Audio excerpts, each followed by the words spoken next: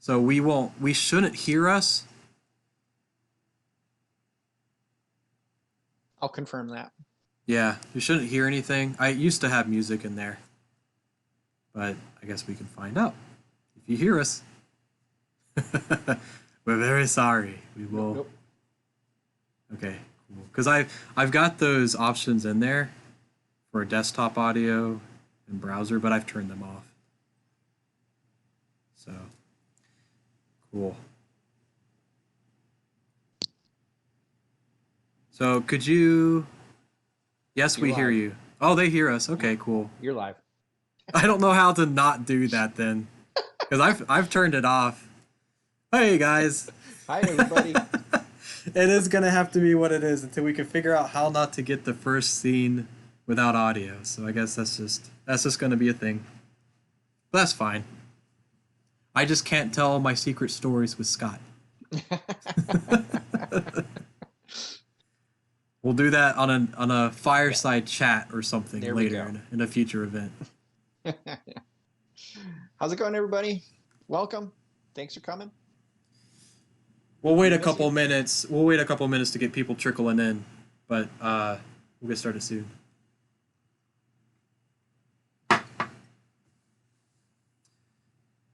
I'm just kind of curious. Can you hear this music if I turn it on?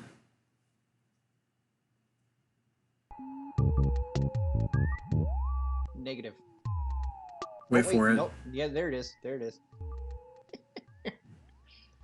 See, that's the thing. Like, it's a live game stream, but it's a little loud on my end.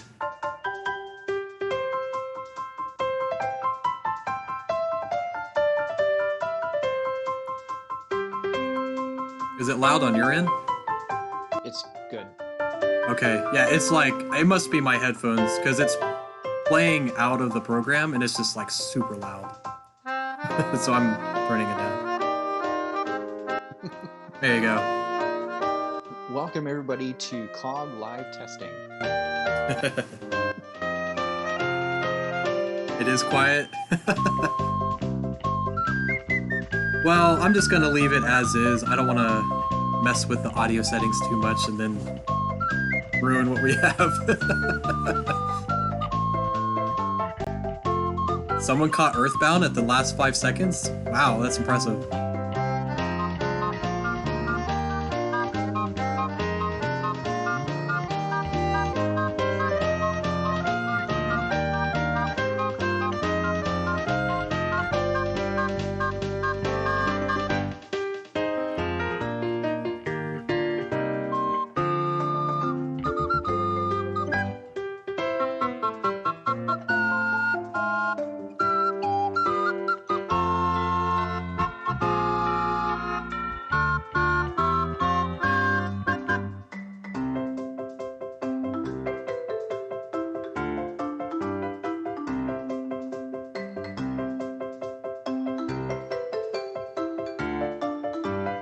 I'm so glad no one can see me dance to this.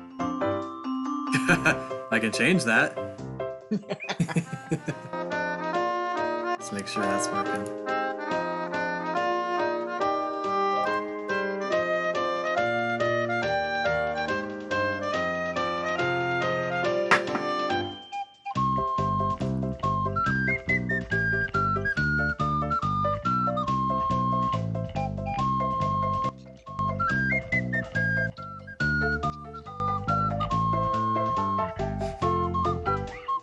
Alright. Hey, Scott, I'm gonna take care of some cat things and I'll be right back.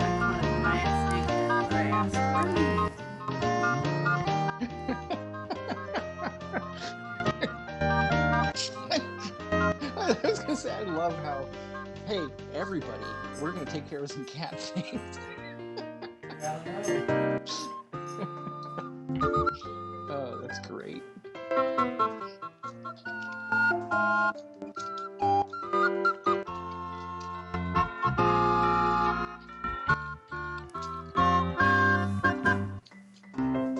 Cat things complete. Mission complete. Mission complete.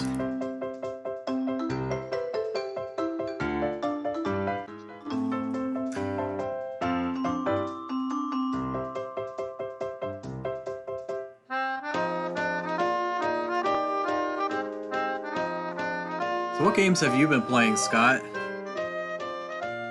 I have just picked up Spider-Man. I've been playing the heck out of that Oh, Spider-Man for the PlayStation? for PS4. Yep. Yeah, Lauren loves that game. It's pretty good. I am surprised how much I like it. Yeah, it's pretty fun. I mean, Spider-Man games always really worked well because they were like kind of most like a sandbox game almost, sort of. Yep. Just so much to do. And I am surprised how much it's like the Arkham games. Oh yeah. Yep. It's very much like it. Yeah, where you can kind of just go around and say, you know what? Well, it's also the gameplay. The fighting style is very much like it. Yeah. How they incorporate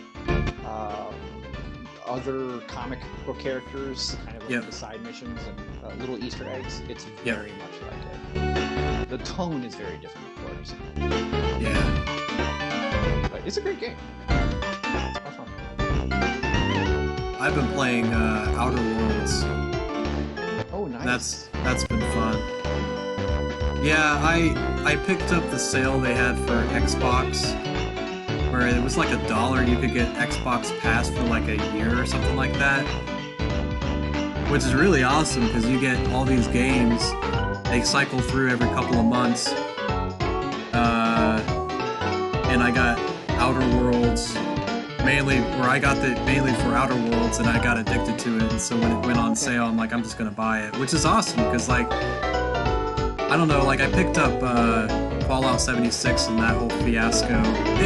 I don't hate it, it's just wasn't what I wanted in the beginning. I wanted to be able to actually have story and talk to NPCs. And the multiplayer was fun, but it was just not, like, it wasn't as engaging as I was hoping it would be. Well, because it's not a bad experience, but it's a different experience. Well, the problem was, like, it incorporated some weird elements where, like, out of nowhere you would have, like, hey, here's a surprise event, and you can do this, but you only got, like, 10 minutes to do it or something like that. And I'm like, well, I'm in another mission with my friend. Like, I don't want to tell them to stop what they're doing. Right. You know, so it was a little weird with that. But, you know, it did work. I don't know, I might go back into it. I know they updated it. Oh, did I tell you? My Xbox finally, like, broke. Oh. Well, I couldn't, like, upgrade it, so I had to, like, learn how to disassemble it, because they didn't support it anymore. It's too old. And I had to buy a new hard drive and all that stuff. So... Oh, that sounds like fun. Yeah. Fun. Well, it was cheaper than buying a new one, which is what they suggested. They said, we don't support your Xbox anymore. They said, so you can buy a new one. I'm like, well, thanks, Microsoft. Yeah. Here's an idea. Just keep buying stuff. Yeah, they love that. Right. So. Oh, hilarious. All right. Well, sorry about that. That sucks. Well, it's fixed now, and I haven't had any issues, knock on wood. So we should be fine. Hey, John. Good to see you. Actually, I was going to say it's 10 after. Scott, did you want to go ahead and get started? Let's get started. I think everyone's waiting. Okay, so if I switch over, hopefully, I'm just gonna do this. There we go. Okay, cool. Does everybody see us? I'm gonna go ahead and full screen that. All right, cool. How we looking, guys? Well, we look devilishly handsome as always, but we're looking good. I know I'm a little dark. I've got a little bit of a different setup today, so we're working on bandwidth, and the only way that I can like get the best bandwidth is to connect to my router, which normally I don't have an issue, but when you're streaming a bunch of different stuff, your bandwidth goes down pretty quickly. So I'm in my living room. That's a bunch of geeky stuff back there. That's Link in a quilt form. You think we've had that for years? So cool. We had a friend of ours. You were talking before, I did not see that. That's amazing. Yeah, you can start to see it. It's just the whole pixel sprite of Link from the old Old games. That's We've got amazing. a lot of stuff. There's a lot of geek stuff in here. I have to know, is that homemade or did you get that Yeah, somewhere? yeah. A friend of ours made it. Yeah, they basically That's so cool. figured out the size and the different quilt square dimensions, and yeah, it takes forever. Yeah, that But friend can it's sell that. one of one of my favorite geeky things. I got a lot of Zelda stuff. That's one of my favorites for sure. So, If uh, anyone has ever seen Wes in his hoodie, you know you like oh Zelda. yeah, my green one. This Yep. shows up in GDEX pictures all the time, and I just like it's really funny. Because you're always wearing it. Yeah, I still have it, but the zipper's broken, so it's Oh, like bummer. gotta figure out how to fix that sometime.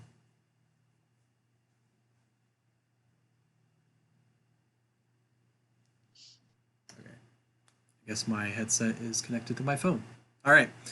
So, want to do a couple of All just right. introduction things, and then I'm going to go Oh, ahead and audio's go through gone. some slideshows. But first of all, I wanted to welcome everybody to There we go. the first main Game Dev Nope. online event. This is really exciting. There we go. Oh, what's that? Your audio died. Oh, it did? Yep. Okay, that was probably because my phone was going off. Sorry, guys. So I wanted to thank everybody for being here to our first live event. We've done a couple of them in May and I think a couple of them in April too. But we've been trying to figure out the mechanics of doing this. We've always wanted to. Um, the great thing is that now we have a lot of the foundations to be able to get this running. I will preface with that there are still probably going to be some technical issues. We're still working through a lot of those. So please pardon the little hiccups here and there. But we've done a lot to kind of help remedy some of those. So hopefully they're minimal, if any. Uh, but bear with us if they do occur, and we'll keep you guys communicated if things change or occur. So so we really do appreciate everybody being here. This is big for us.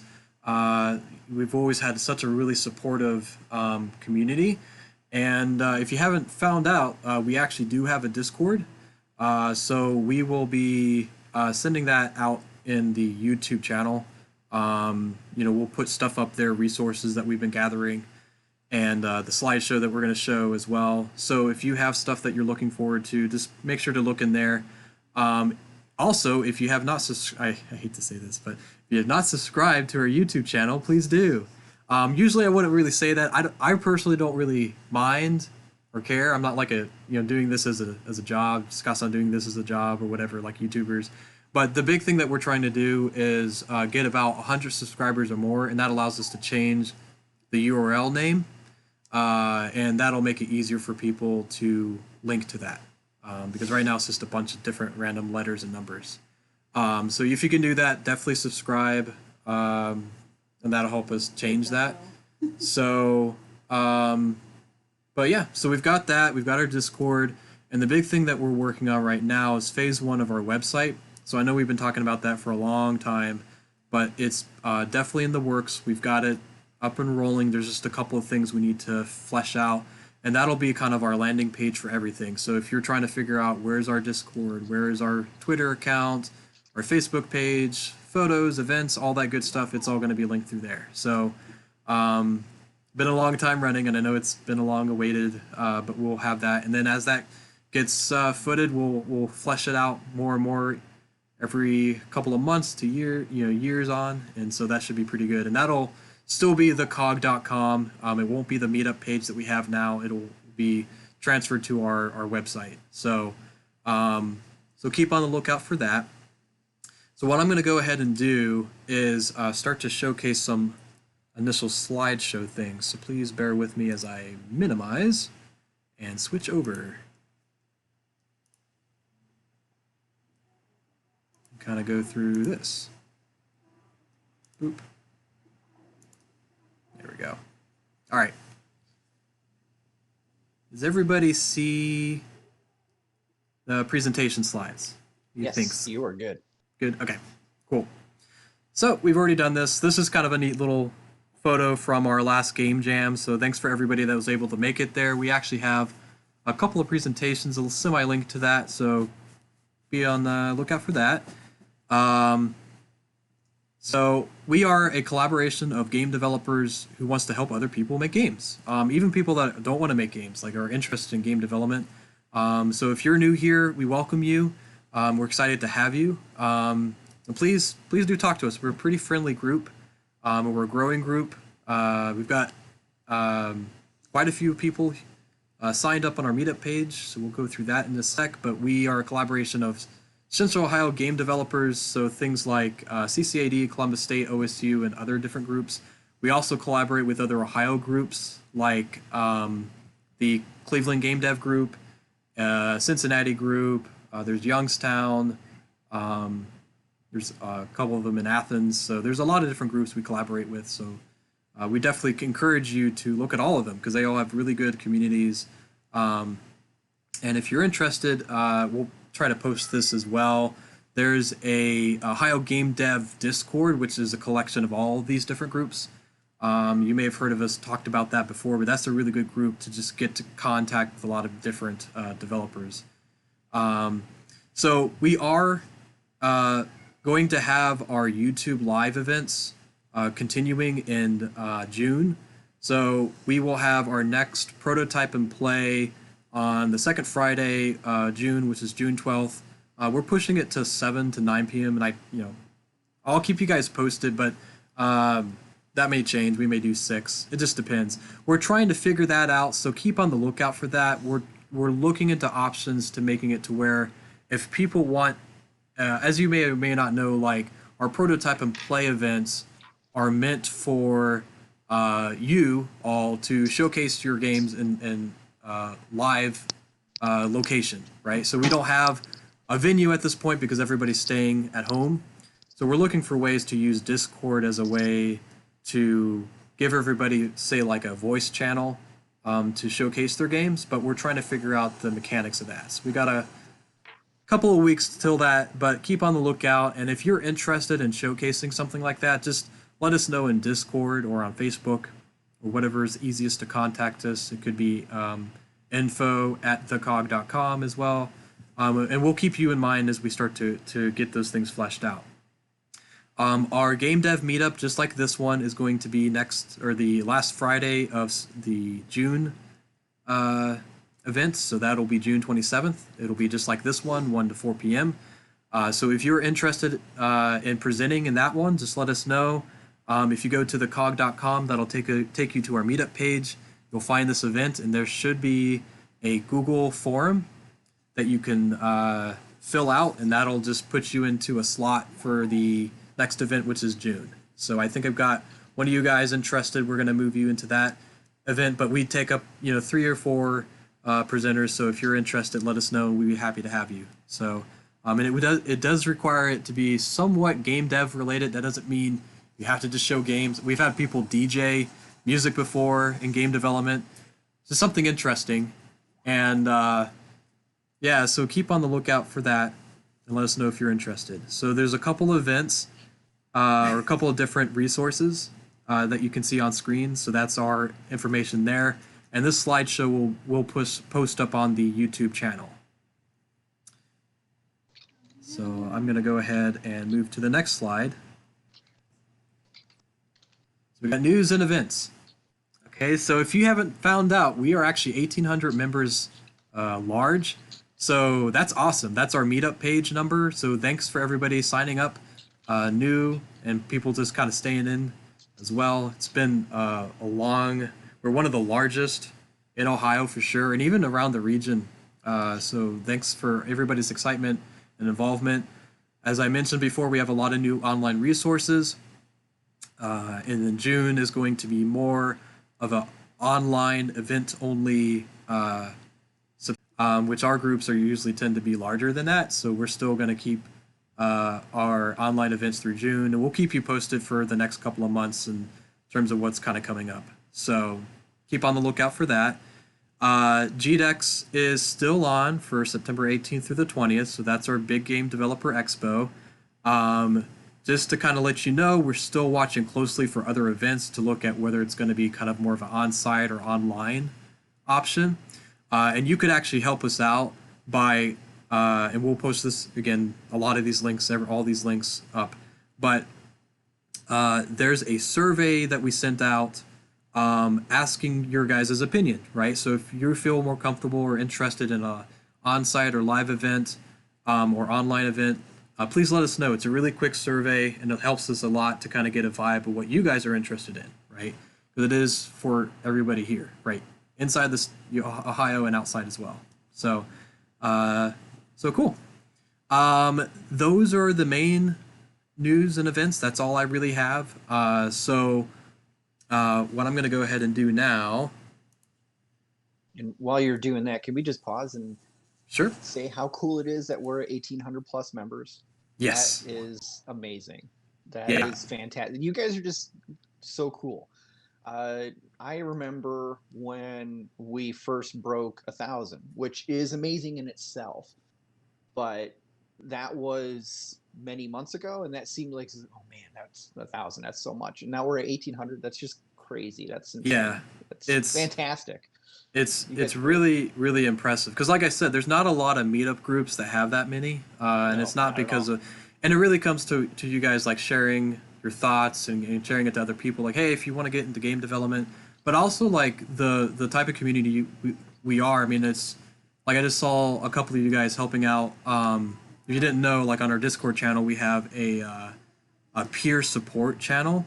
So if you have questions on game development and you just need to talk things out, you can share your screen. You can actually use your mic to talk to people.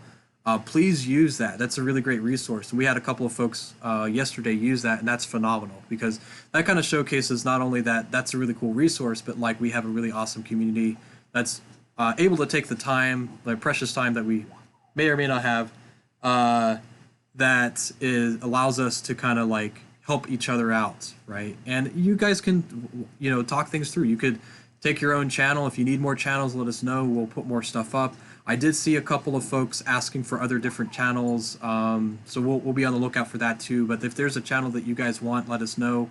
We purposely started out small and then grow to more specific channels as we start to grow. So we're going to start to implement a couple of new things. You may notice that we actually have a pets channel just for fun. We might, I heard somebody say they want to do a memes channel, which we might put up. Somebody else said music or sound. Also maybe like a channel where it just plays music, like some of your favorite music. So we might have to look into that for the mechanics. But yeah, if you guys have suggestions, let us know. We're listening. We're always paying attention. So we're happy to kind of evolve it the way you guys want to. So right, absolutely, yeah. But cool. Well, that's all I have. Scott, do you have anything else that maybe I missed or that you want to add? So a couple people asked, or at least one person asked for the survey in the chat for GDEX. I just posted that in the chat, the live chat. So cool. Good.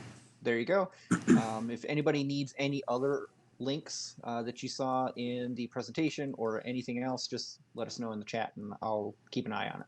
Yep, and keep an eye on the chat channel because we'll be posting resources and links as we go from presenters. So we'll be sure to add that stuff. And if there's something that we miss, I've got Scott here who's helping me kind of with the YouTube chat channel, which is really, really awesome. Thank you very much because then I don't have to keep jumping around too much with OBS and whatnot. And then Caleb is actually helping us as well. He's one of our other admins, and he's been helping us with the presenters and kind of moderating them and switching them over and making sure they got everything they need. So, and he'll pop into the YouTube channel as well. So if you see him, say hi, and know that they're both here to help. In case you, I can't remember if you said so, Wes, in case you were wondering where Caleb is, he is here in the meeting today.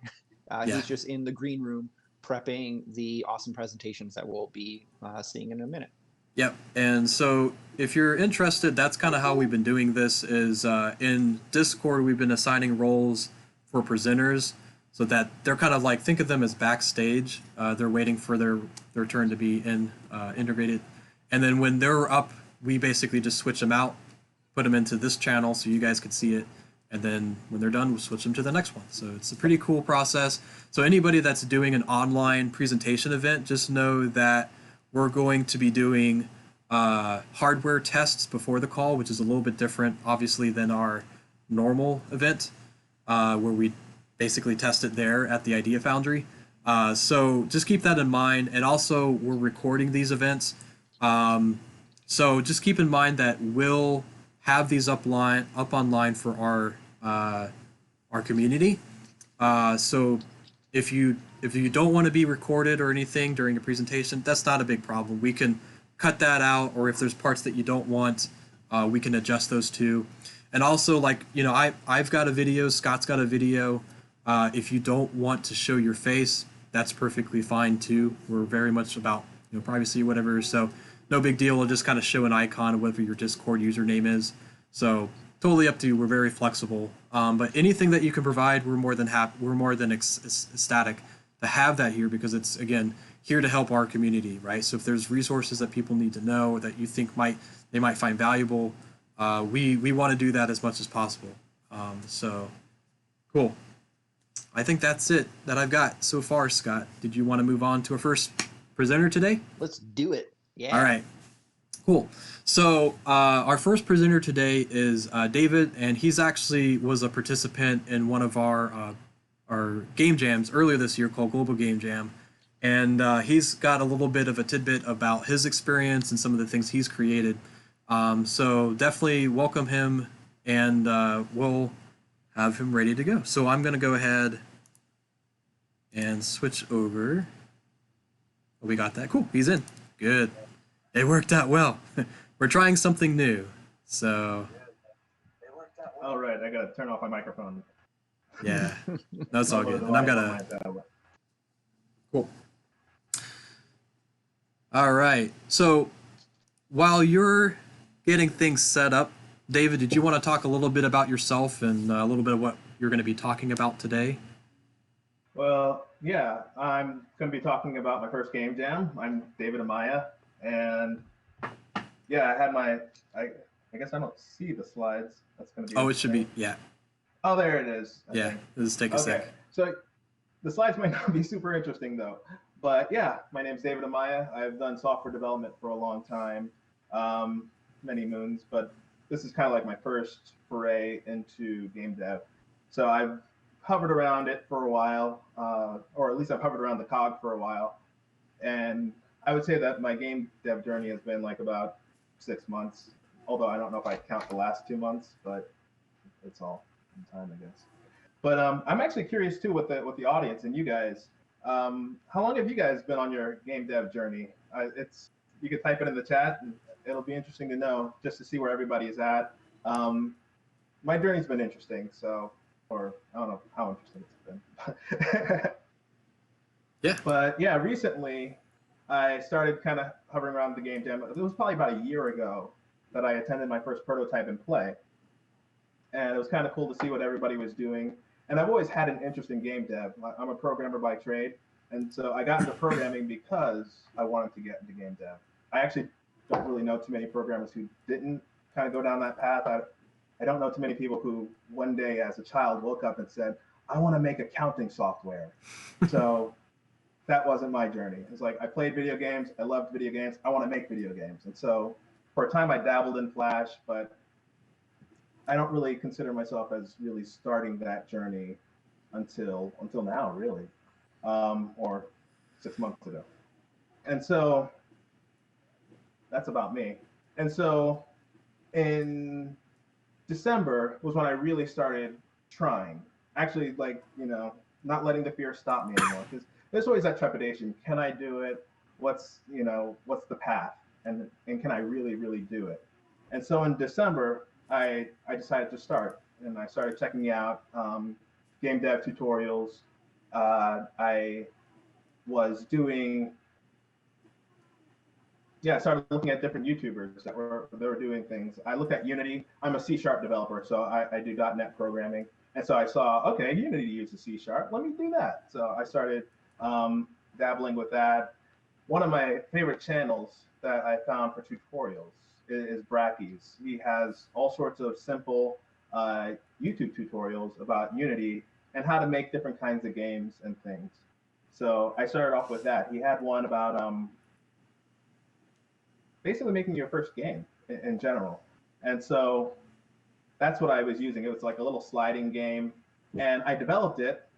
And after kind of going through that, it was like an 8-part series, and it probably took me maybe a week or so to do.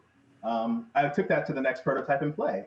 So like January, the prototype and play in January of this year, I brought it in. I made some modifications. It just slid and everything, and then the main modification I made was I added a jump. But it was a modification. I was proud of myself. So it was a really nice experience. And so from there, I was able to go take it to prototype and play, and it was really nice to get feedback on it and to see the way that the tutorial did it. It put force, like you had a cube, you're sliding and avoiding obstacles.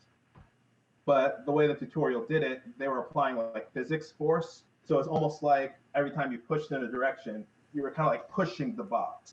And because of that, it had a weird, I got plenty of feedback that said that it was kind of weird. Like it was kind of like it felt like you were skating on ice. Like you didn't really have control over the cube. So I was able to take that into effect.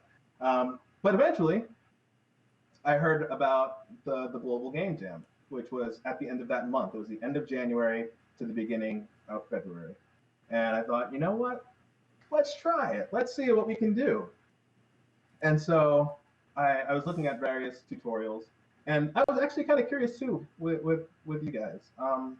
What tutorials have you found to be useful, or what YouTube channels or tutorials in general have you found to be effective in your game dev journey, with however your path is? What did you find useful? I'm interested in seeing new channels, expanding my various sources of knowledge where I get my information from. So I'd love to hear what you guys have to say too about that. So I did some more research. So then I started going on YouTube looking at like videos about game jams and how to prepare for game jams, or what should we do for game jams. And some of the tips, if you've never done a game jam before, here are a handful of tips that were given. So one, stay hydrated. Eat. Make sure you eat. Make sure you always have food, because it's very easy to get so locked in that you completely neglect your physical needs. And also sleep. That's another important one. But when it comes to the actual game dev side of things, the other tips are to keep the scope small. You only have 48 hours, so you can only do so much in that time. And many people fall short of completing a game by being ambitious, or overly ambitious. It might not sound ambitious when the idea is in your head, but then when you go into doing it, you might find that it's a large bite to chew. So by the end of this, I had you always have expectations when you walk into something. And so in my mind, I was just kind of thinking, okay, maybe I'll do a 2D platformer, although I've never done it before, but it should be easy. Everybody says it's easy, so maybe that's what I'll do.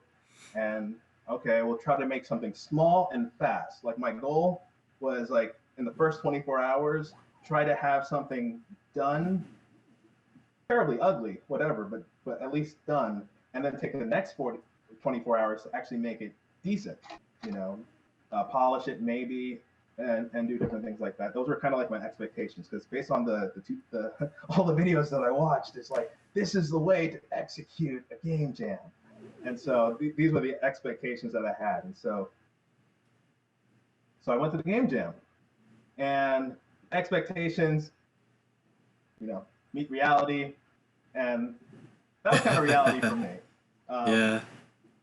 It was kind of, I was on a really good team and everything, but I was in way over my head. It was just, it was tough.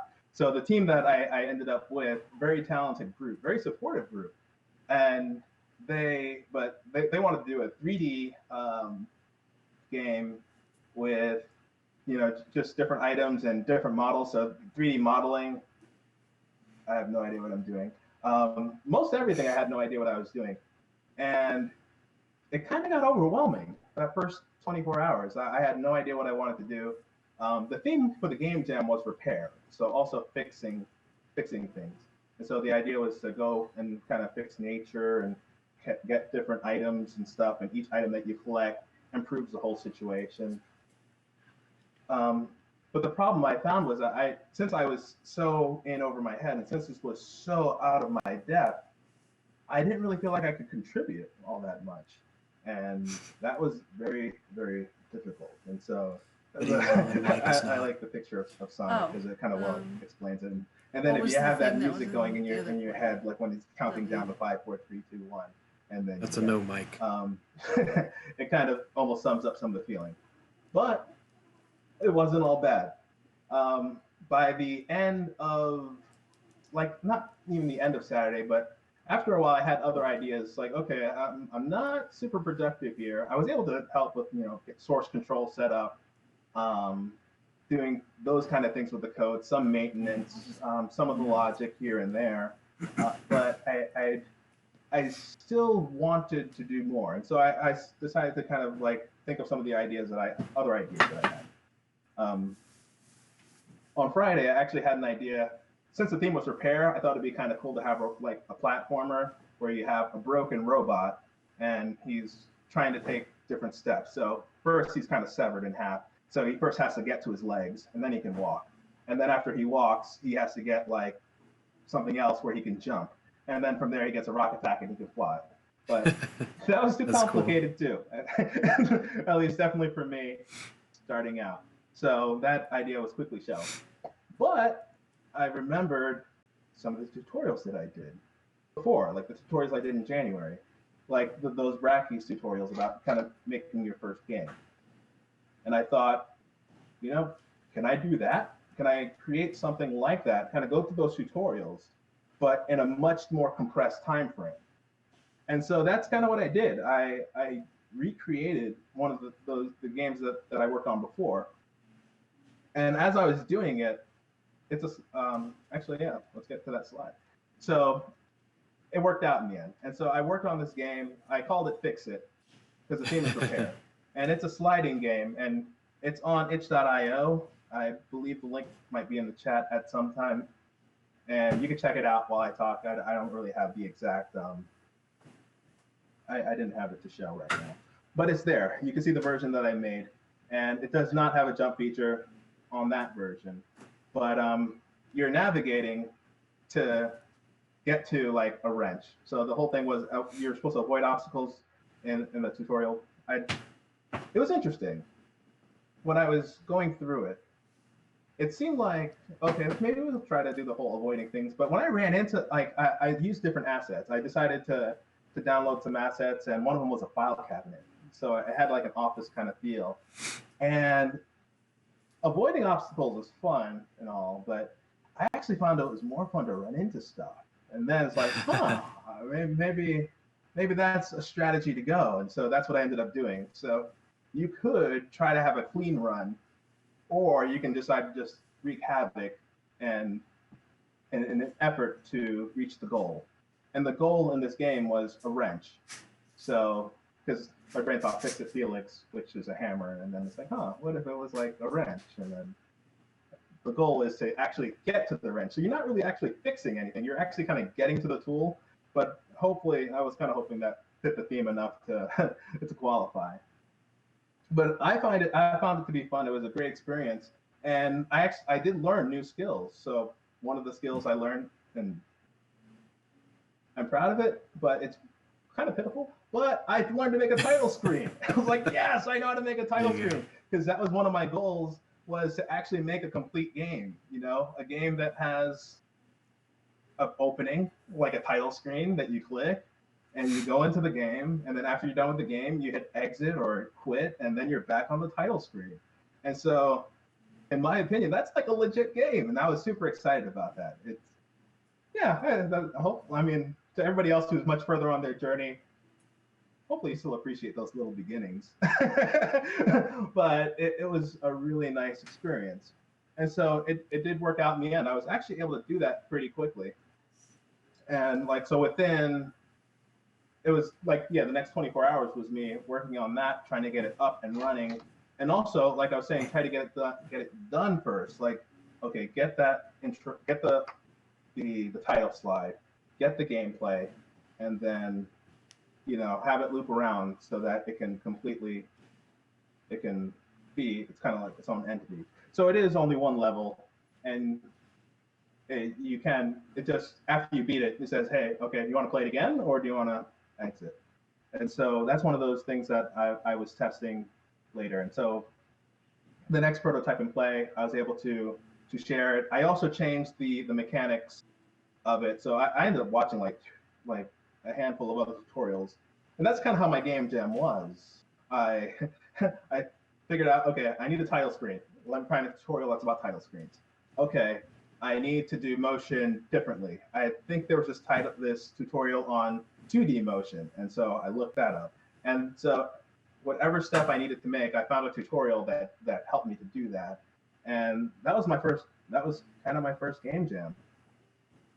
And so after the game jam, I was able to put more work into it. I added the jump feature.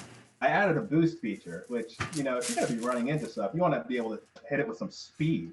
So I added like a boost feature to it. I was able to make some more tweaks and everything. And so I was super excited. And that was February 15th. And then March came, and then April. And kind of like, as we all know, the pandemic happened. But yeah, in a nutshell, things just kind of slowed down for me. I guess life starts getting in the way. I'm not really sure. So like with what's next, that became the question. It's like, so what are my goals? What do I hope to do, and what do I hope to accomplish? Is my goal to create a game?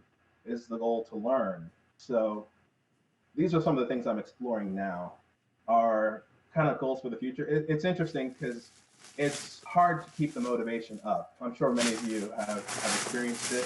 So, like, it's hard to get started sometimes, and then usually for me, it's hard to get started.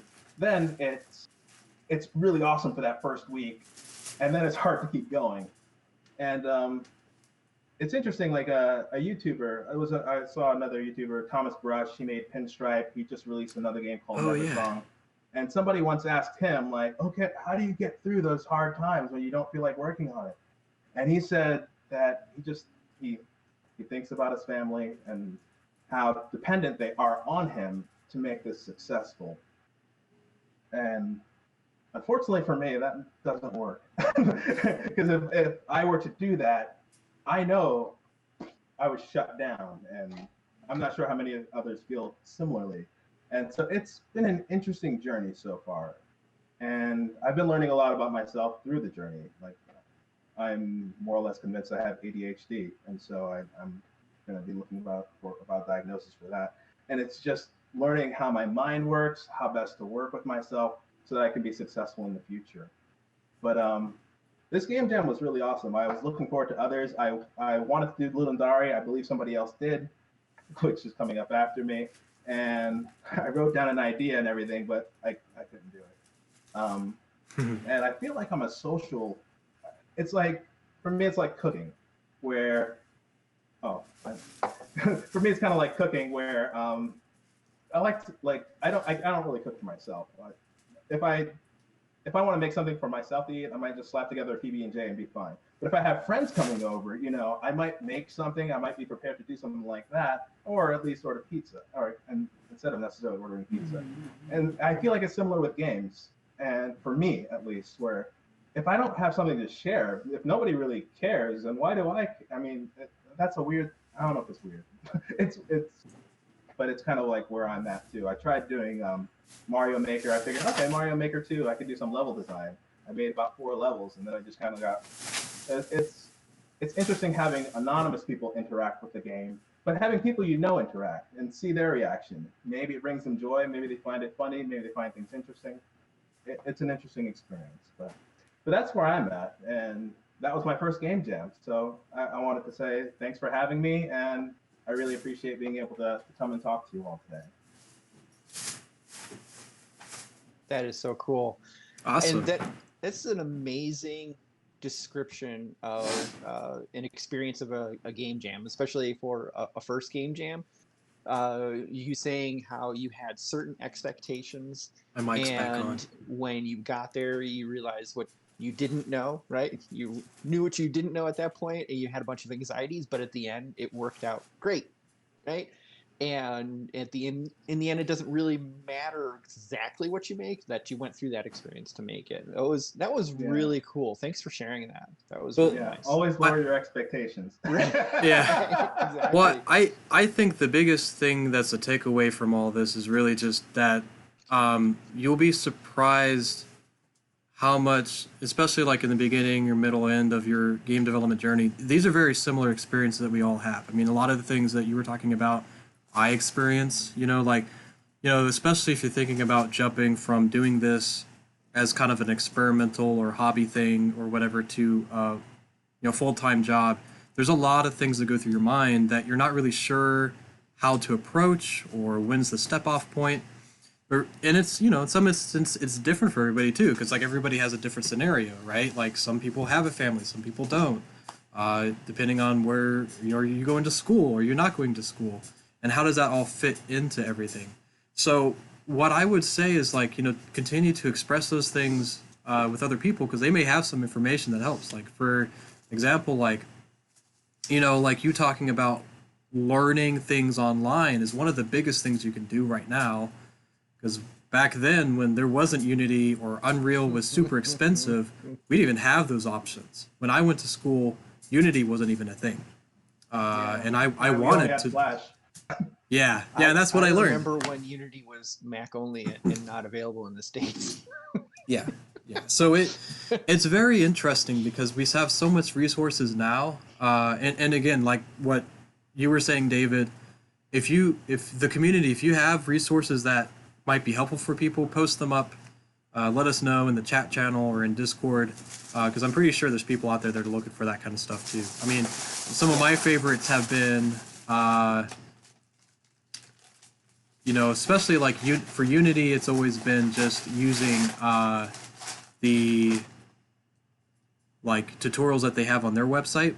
I've also found another one that earlier this year became open, something called 3dbuzz.com. That one is actually, some of the stuff is a little dated, but some of it's pretty good. But a lot of it was really well formatted, because a lot of them, the tutorials were designed between juxtaposing programmers and designers and artists. So it was really helpful for anybody going in at it, because they would explain both elements of it. So I really like that resource. And something that I think is kind of a neat hidden gem, if you get a Columbus Metropolitan Library card, which you can just get online, you have access through lynda.com. Yep.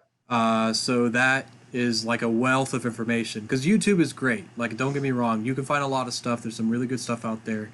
But Lynda Tutorials is a really nice website that can give you some pretty professional tutorials. And there's a lot of game development there too, or 3D modeling or programming or what have you. So that's something I always tell is like a secret gem that people may or may not even know about. Yeah, one of the downsides of even some of the YouTube tutorials is that it's basically teaching you how to prototype. It's like the code is not production ready, and so understanding how that works to make efficient things. Yeah, or it's also like you're learning something very specific, right? And you're looking for something specific as well, and you might discover that maybe like it might get you so far, but you got to learn the rest of the way. And in some instances, you need to get to that. That's where I see like people going from beginning to intermediate is taking what they've learned and getting an understanding of the design and structure, whether it's programming or creating a 3D model or a 2D asset or making music or whatever, or design, and learning what they have and going further with it. And that's probably where the next steps are for you in some instances, taking what you learned, maybe even learning a little bit more, and then taking what you learned and kind of applying it to something else. So yeah, so that's the big thing. And if a lot of you are struggling, just know that we all are. Even now, so right? True. Yeah. Right? Because it's like, it's a big unknown of what's coming up, right? We don't know I don't even know what the game industry is doing right now in some instance. It's hard to tell because like It it some sounds like industry, it's doing okay. I've bought more games now than ever. yeah, and that's too Not right. Like necessarily AAA games. I'm buying a lot more indie games too. It's yeah, just like, yeah. they've been having more time. It's just the same thing like watching, like we were talking about before a little bit ago. Like I've become more of a nerd because I've had more time to watch movies and stuff. Um, so yeah, I mean, it could be pretty good. You could see like a spectrum change of people working from home more often because you can develop games from home. Yep. But yeah, there's a lot of options now. So Yeah. definitely keep moving forward.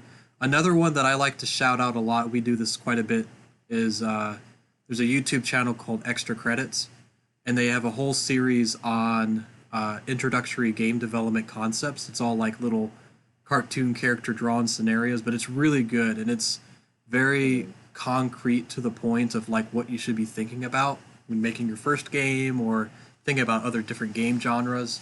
So keep an eye out on that one too. Extra Credits is another good resource. So, Yeah, Yeah. there's quite a few from the chat. One thing really quick, if anybody has any questions, go ahead and put it in the live chat. I'll read them off for you. Some people have mentioned Blender Guru, yeah, it's a good one. Boss Keys. Blender Guru is pretty good because it's pretty wide. There's a lot of content because Blender's been around for a long time. There's a lot of content. Game Maker's Toolkit.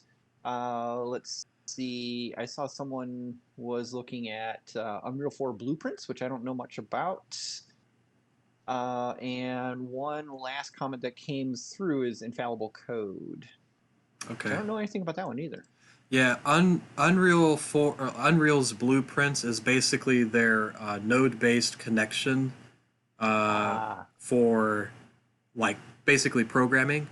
I've oh, right. heard from some people that they like it a lot. Some people are just like, no, only code. But you know, also I've heard a lot of people struggle because their code based is C++. Some folks it might be hard to get on board if you don't already know C++.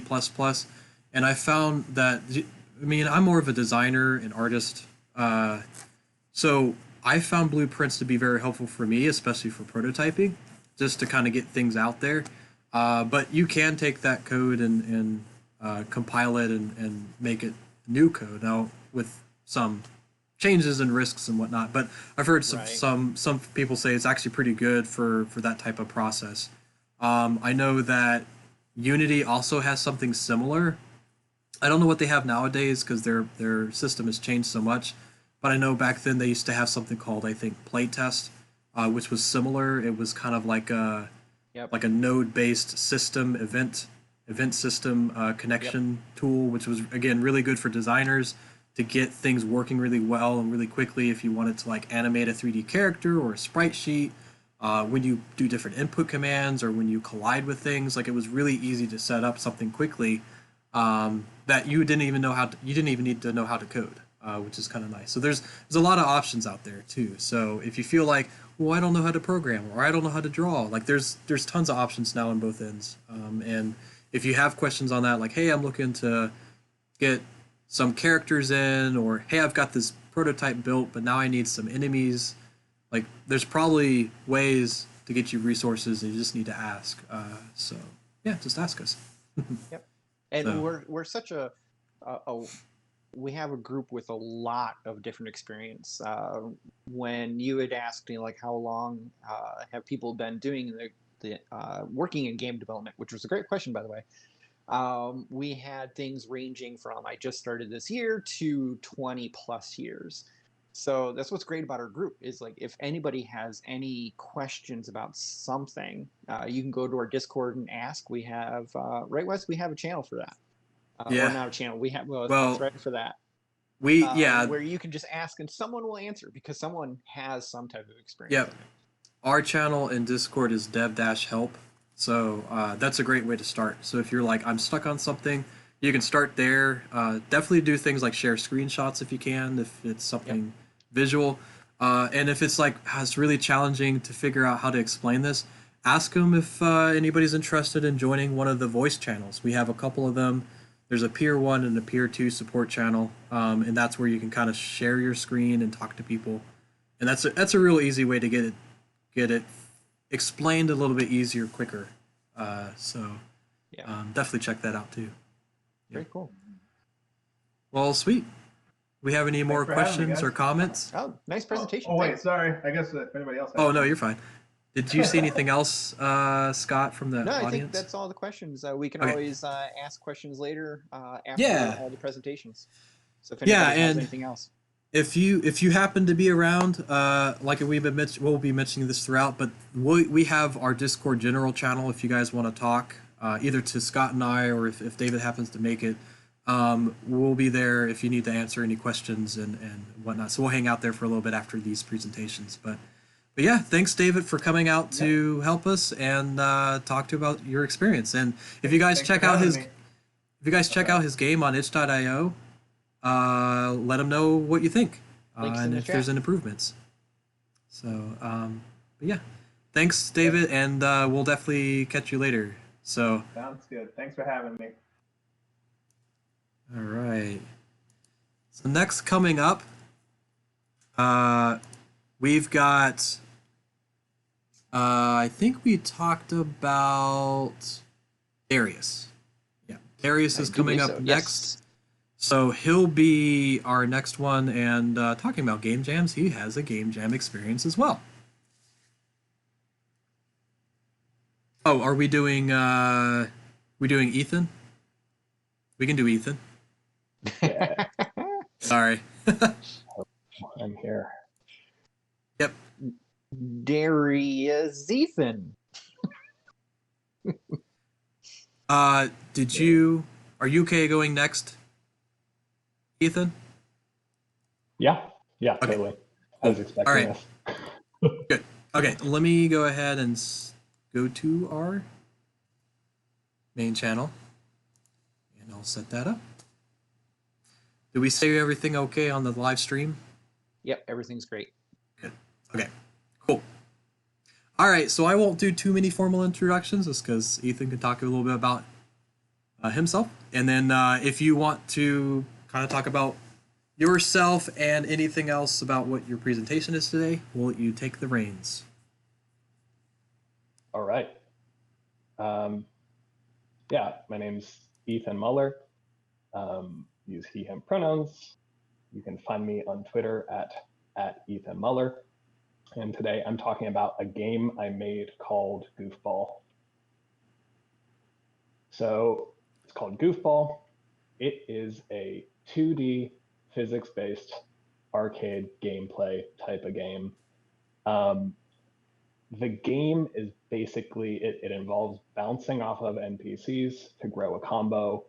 And then when you touch the ground, the combo's over, and that's your score. So really simple arcadey type of gameplay. And it's designed for mobile and touch devices. And I actually have it running over here. It works with a mouse. It's better on a touch device. So yeah, the way it works is you touch and drag, and that slingshots this player around the screen. So it's really, I think it's 80% game and 80% toy, where it's supposed to be a little bit confusing the first time that you open it up. The only instructions I have are like in the App Store. It says touch and drag to play. Just to put that in your mind, that's what the interaction is. So it's designed to be a very pick up and play game. Like I always say, play it on the toilet. Like it's meant to be. You can just fill in a little gap of time and play it for as long as you want or as short as you want. So yeah, the way it works, you touch and drag, and that kind of creates an arrow, and it feels like a slingshot when you use it. It's I feel like it's confusing to see this over stream, just because you can't see my finger going down and like creating that touch and drag. But hopefully you'll try it out and you can feel what it looks like. Oh, I see. Yeah. You see the numbers there. It says 1, 2, 3, 4. That's how the combo works. So the point of the game is to get a high score like that. I just got a high score of 8. So this mechanic was based on Sonic Adventure 2's homing attack. That game was kind of a hot mess, but I love it with all my heart. When I was playing it, I'm like, I wonder what it would feel like if you were aiming the homing attack. So I tried a 2D version of that. At first, I wanted this to be a platformer game, like with that interaction model. But then I quickly realized, like, oh, that's way too much work. That's way out of scope. I needed to cull it down a lot. And I built this a long time ago and just released it recently. More on that later. I think the most interesting thing about it is the way the graphics work. There are no sprites involved. All the graphics are drawn dynamically, just with like shape functions. This is pseudocode and the kind of thing that I'm doing where I'm saying draw a circle and draw it at the player's X and Y position with this radius. It's a little more than that. We can get into that if we want later. And like to draw this enemy, there's a lot of like squashing and stretching, but you can see like this fun wobble effect that like wobbles based on how hard you hit it. The way that works is explained in this lovely drawing. Basically, it's a Bezier curve with a really thick stroke on it.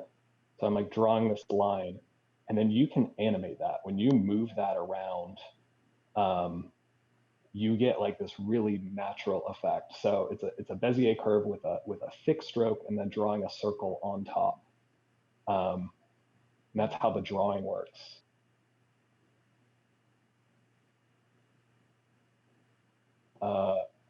There's like a lot of squash and stretch effects that are kind of like programmed into how those are drawn.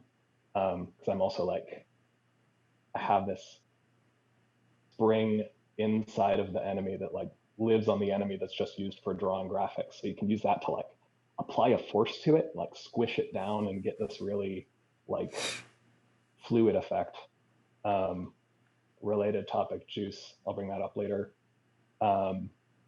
Doing this was a huge waste of time.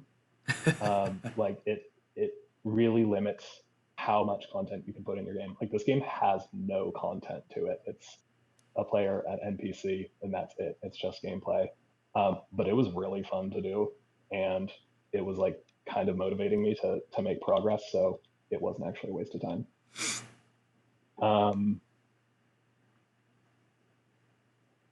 Buttons. So on traditional controllers, buttons are a very binary thing. They're either pressed or they're not.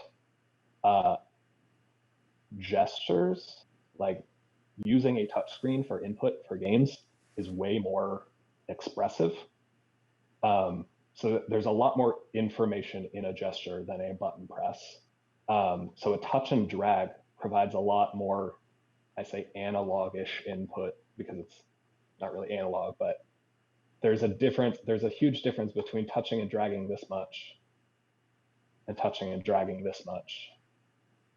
And that directly ties to the gameplay and like how much force you're applying on the physical things in the game world.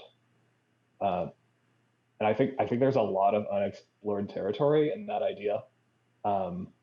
Like so many games use virtual buttons and they get the job done, but like there's a lot weirder, more fun ideas to try out. So you can't hear the sound over the stream, but in this game, it has a bunch of sound to it. I kind of use it to reinforce that analogness. Like there's a different sound for this based on this. Like I'm changing pitch and volume to help communicate what's happening in the world.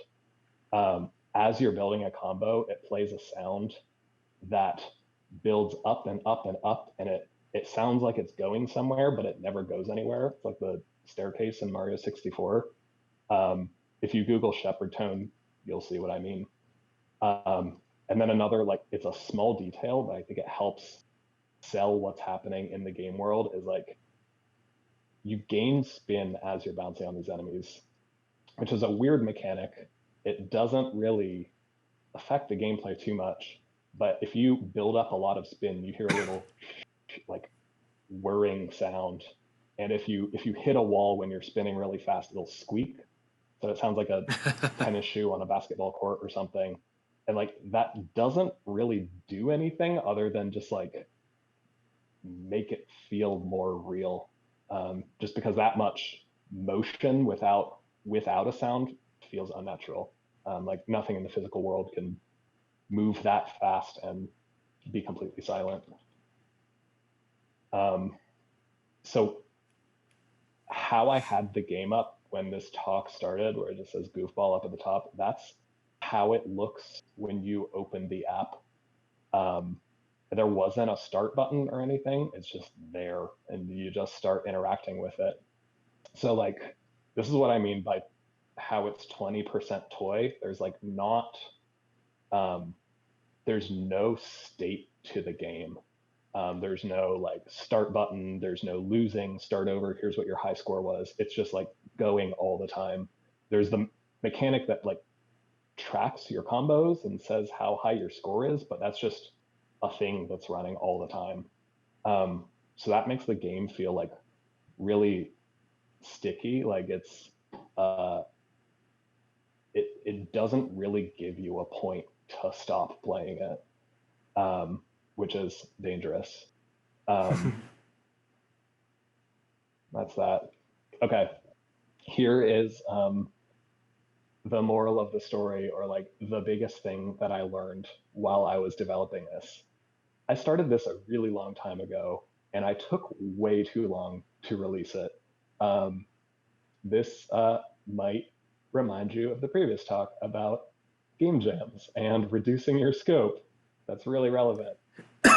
So like in 2016, I started with like this visual effect that I'm like, I had this idea, like, what if you could do squash and stretch live based on interaction? So I built this thing where it's like, I was just using the mouse. Okay, that's like 5 frames per second, so you can't see it on the stream at all. But the ball is stretching based on how fast it's moving, and it gives it this like really cartoony effect. So I'm like, that's cool. And then like, I kind of just built layers and layers. This is after I had the Sonic Adventure 2 idea in my head. So I had this idea of what I'm building to. Like, I want to build this thing where you're flicking a ball into something. So I was kind of chipping away at it. These are just like old tweets that I dug up, because I'm like, what was the time frame of this development? Because I never thought about it in the big picture. I was just like looking one step ahead. So I was like posting these, like, there's a week in between, there's a month in between. So this is what, 2016, August 2016, from months before that, I had this thing that was like close, but I couldn't figure out what to do with it. I didn't want to release it as is, but it had these kind of rules where this is a timer and you're like racking up these points as you go, and you needed to fill these up before the timer ran out. And it felt like too much. But that was just one game mode. I had 2 modes. There was that like start game, and then there was another one which was goof off mode, which is like no timer, no points, nothing. You just like go into this and hit these guys over and over, and just zone out while you're playing it. And like, I spent so much of my time playing around in that, because it was just like fun. It's just like fun to move around in that space. So I'm like, this is enjoyable, but I have no idea how to release it and do anything with that. So I waited 4 years to like finally wrap it up and like get it to a point where I can like have other people download it and get it on the App Store and test flight and stuff.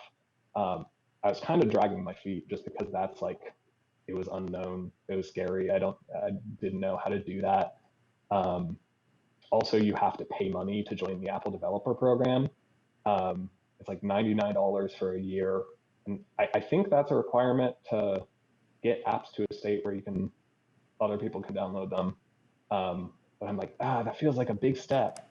But if I go back and like think about all the time that I've poured into this, just like kind of naturally without thinking about it, like $99 is, I don't know, it's I feel like it balances it out if you're thinking of time as money.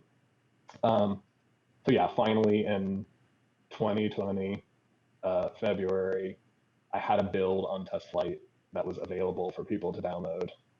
Oh, that took a lot of time.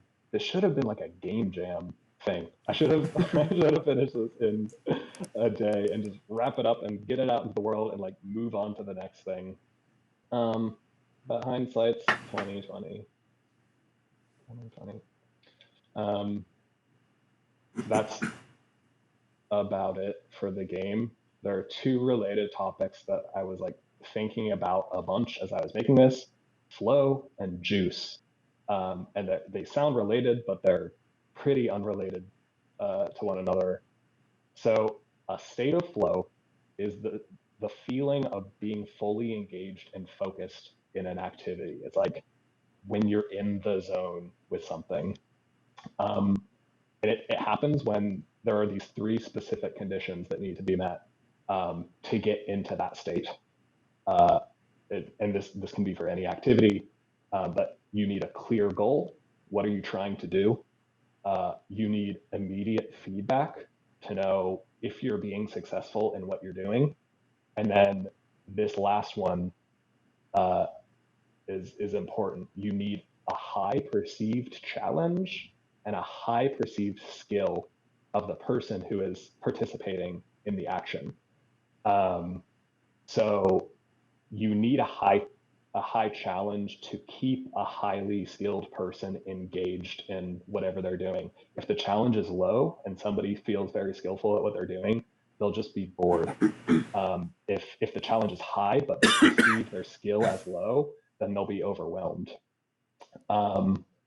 And something I realized yesterday as I was putting this talk together is that this high perceived skill bit, I don't have at all in my game. Like it's a weird, it's a kind of non-traditional interaction. Like it's Angry Birds.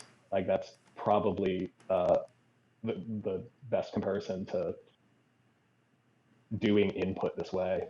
But it's like, if you didn't grow up playing games or something like that, like you can have a lot of trouble playing this. And a lot of people did. Like a lot of people, I have them play it. They're like, I just don't get it. Like this doesn't do it for me. And I think that has to do with them feeling like they aren't good at it, so they're not encouraged to keep playing.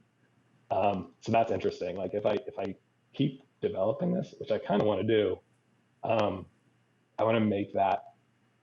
I want to have like a smoother difficulty curve, so you can start getting points and get a feel for how it works without being too overwhelmed.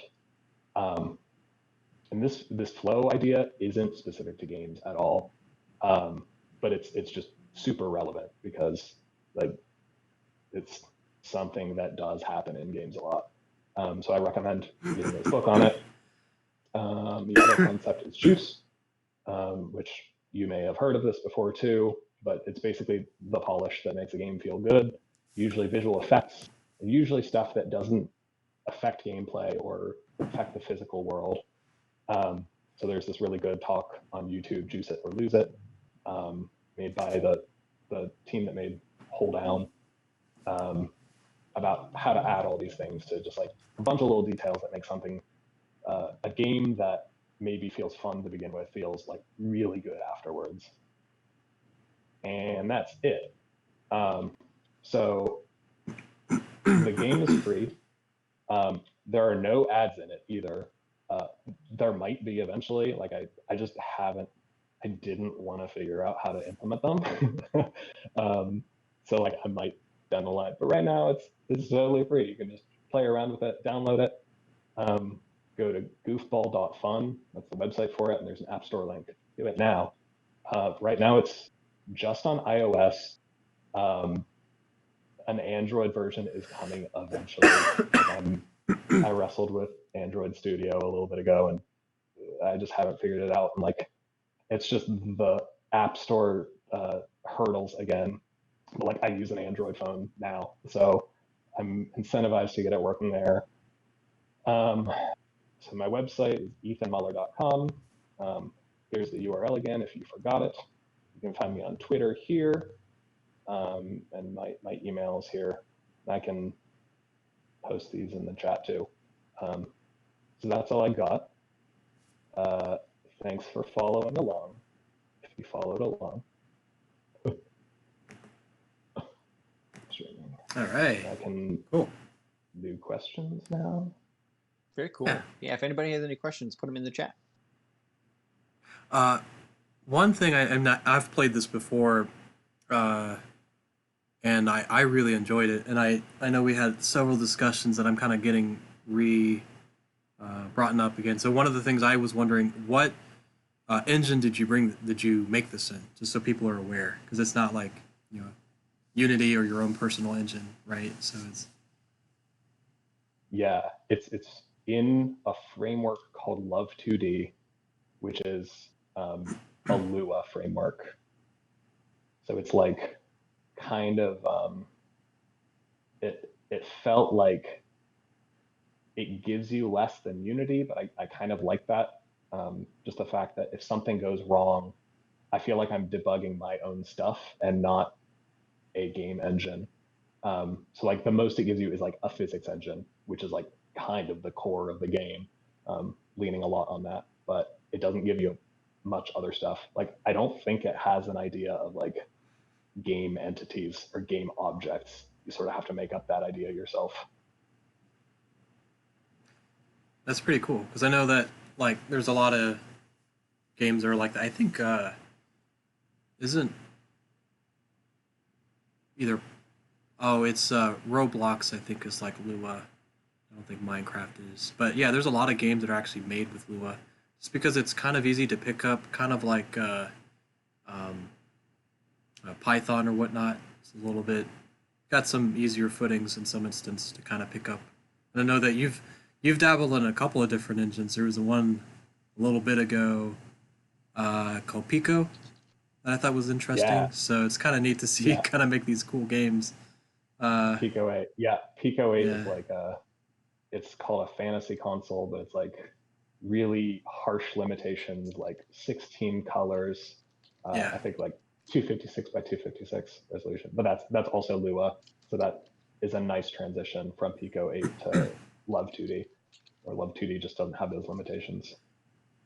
So I think one of the most impressive things that I saw in the game was you started to pinpoint on them is like how to make the game feel realistic in some instance, which I thought was hilarious because it's like a very unrealistic game where it's all cartoon and whatnot.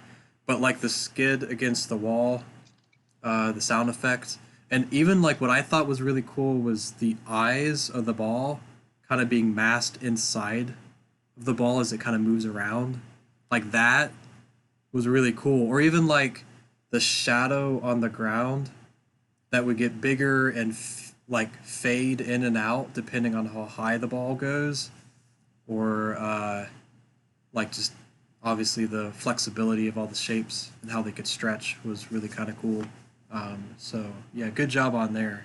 That was really cool stuff. So how do you do things like masking in code? Like how do you approach that? Like where, like I was saying, the eyes kind of get hidden behind the ball. Is that actually a 3D or like a 2D, like movie magic? It's all fake. It's all movie magic. Yeah, but when you're in Love, when you are drawing graphics, you can do a mask.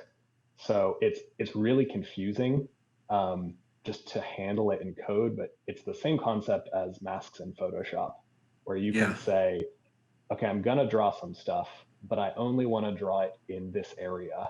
So you define the in this area by drawing a shape.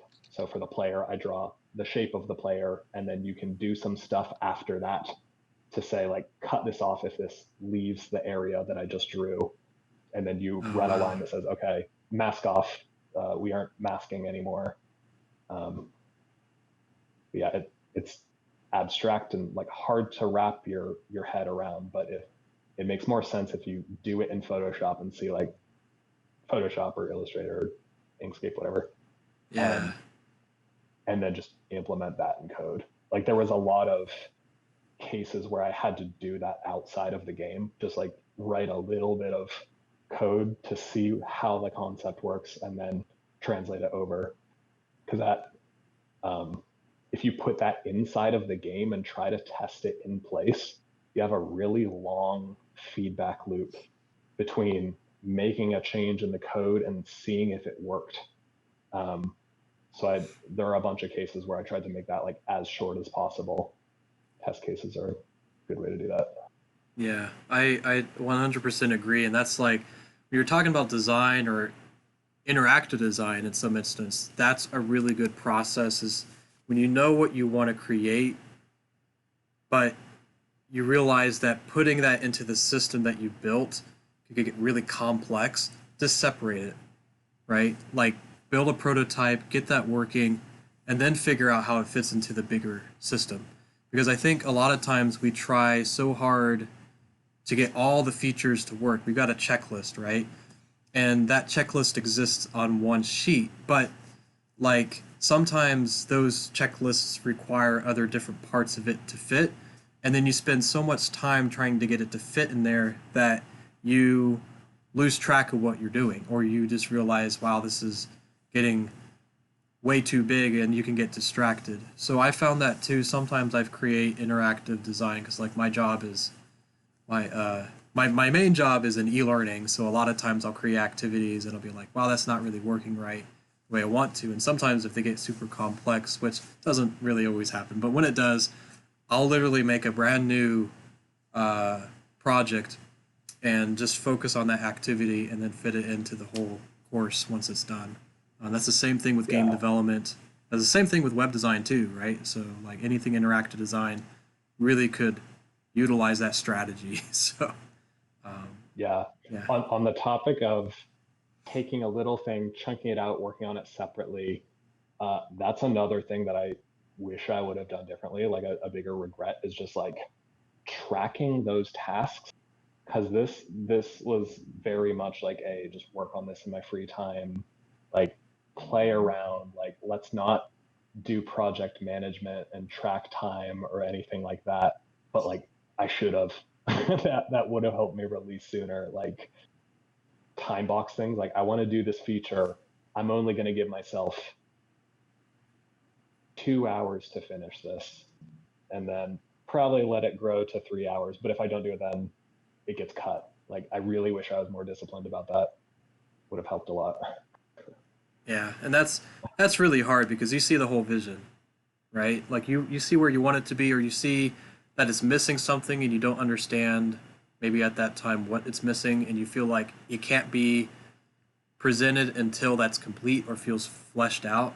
But honestly, like especially nowadays with how many games are out there,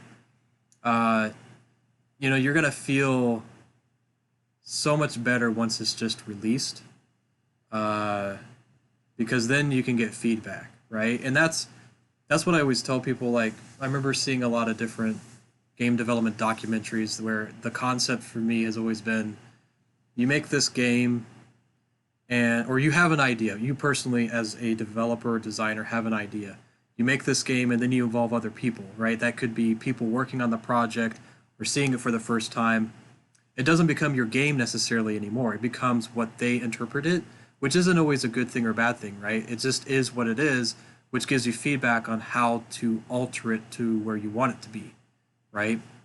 And then once you start to work on that, you get a final build, you send it out to the world, and that moves away from that group that thinks of what that game is, and it moves to what the world thinks it is. And again, not a good thing or a bad thing, but you get feedback, right? And I think that's the big thing, is we are so closely tight-knit into what this concept is that we never really get to see what it will be, right? And because it's kind of weird to say that your game isn't really your game, but it kind of is and isn't. I mean, if you never release it, then yeah, it's always your game, but no one gets to enjoy it, right?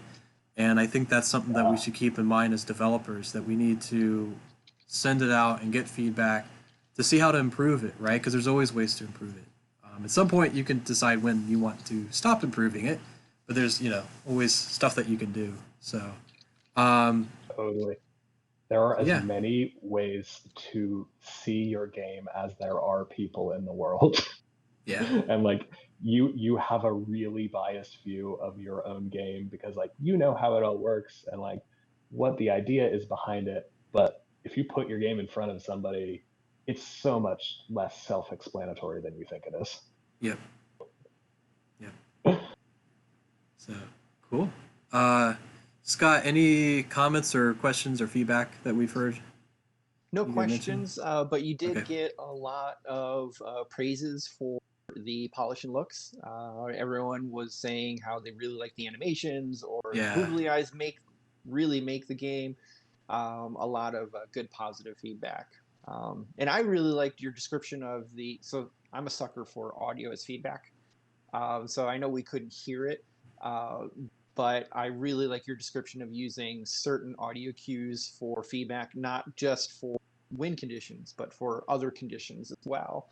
And your animation leads to our imagination of putting the sounds in there. So Yeah. it's really Yeah, cool. And I've and played it it before. It is I can tell everybody else it's a ton of fun. It's a really good thing to just sit and play with. when I like the Thanks so design much. changes, I like the design changes you made too. The smoke used to be black. I kind of appreciate that now it's like white, or just the fact that you took the ball and stretched it to describe animation. Like those are changes that I find aesthetically pleasing, and I think if you keep thinking about those changes, like you definitely have, I think, a good concept of the design and evolution of it. If you keep those in mind, there are things I think that you could add to it that could even make it even better if you want to change it. You choose to or not to. Um, but keep that in mind. So like I was even thinking of like the arrow. Like I think the arrow is super important as an indicator, but I almost wanted the design to be as exciting as the animations are, right? Because it's definitely like really helpful, but I wonder if there's a way to design it that's more of like a flat tone, or um, maybe something that kind of fits in with the other design, look and feel, and animation of everything. That could be interpretive, like it can be easily interpretive, but also aesthetically pleasing. So I'm not saying it isn't. I think it's really nice the way it is. I was just thinking like with as small as the amount of options are there, like that's the only thing I could think of. It's like maybe change the arrow. Uh, but yeah, you could. I mean, maybe you take this, you release it, it's its own vessel, and you make another game that's similar but entirely different with it. Like I Right. don't know, and I guess that's my question for you. Like, what's your future plans? Are you looking to do more with it? Do you want to do a new game? Uh, you just want to see how that goes for a while. Like, what are your thoughts? And even if you have or haven't thought about it, like, what do you think? Yeah, I thought about it a bunch. Like um, I do want to like gut this game and use a bunch of the code because that's the cool thing about software, how you can like reuse all of the ideas that are layered. You can just put them in a library and just have them in your back pocket. Um, so this like I have ideas about other things that I want to do. First of all, just like I want to get it on Android before I would add any other things to this. Um, I still do like the idea of like doing a platformer with these kind of controls. Like I would just love to like shoot through a loop, Sonic style, like go off a ramp. But like that'd be a ton of work. I would kind of rather go some other totally different direction. Um, Also, like I want to get better at working with other people and like working on a team, just because like trying to do a bunch of stuff yourself just like isn't really that efficient, and you just kind of like burn out a little more. Like I think it'd be Yep. healthier to bounce ideas back and forth. Yeah, Yep. Very and true. it's Interesting you say that because, I mean, I'm not saying that you can't develop a game by yourself. It is, as you probably experienced, very challenging. Because you are your own motivator, right? And also, like, you are your own resource until you, like, contact with other people. So definitely, like, if you guys have something, usually I've told folks, like, especially if you got a game that's, in working progress and you really want to flesh it out, like, you can present it to locations here, like COG or whatever, um, and you can do more with it, or you could just say, hey, here's what I can do. Who here wants to work with me, right? And that's a great indicator because sometimes people want to work with other people, but they don't really know how you fit with other things or how you want to get started because they may be looking, maybe they have a game design concept or you have a game design concept and they know that they need a programmer, an artist, an animator, a designer, or whatever. Or if they're going into like selling it, they need someone that can market it and publish it. So they might be looking for people, and once they really understand what you can do, they know where to start, right? So I would say that one doesn't have to be COG, but like resources like COG. Uh, if you want to work with other people, just let people know, right? Hey, I'm an artist looking for a programmer. Hey, I'm a programmer looking for an artist.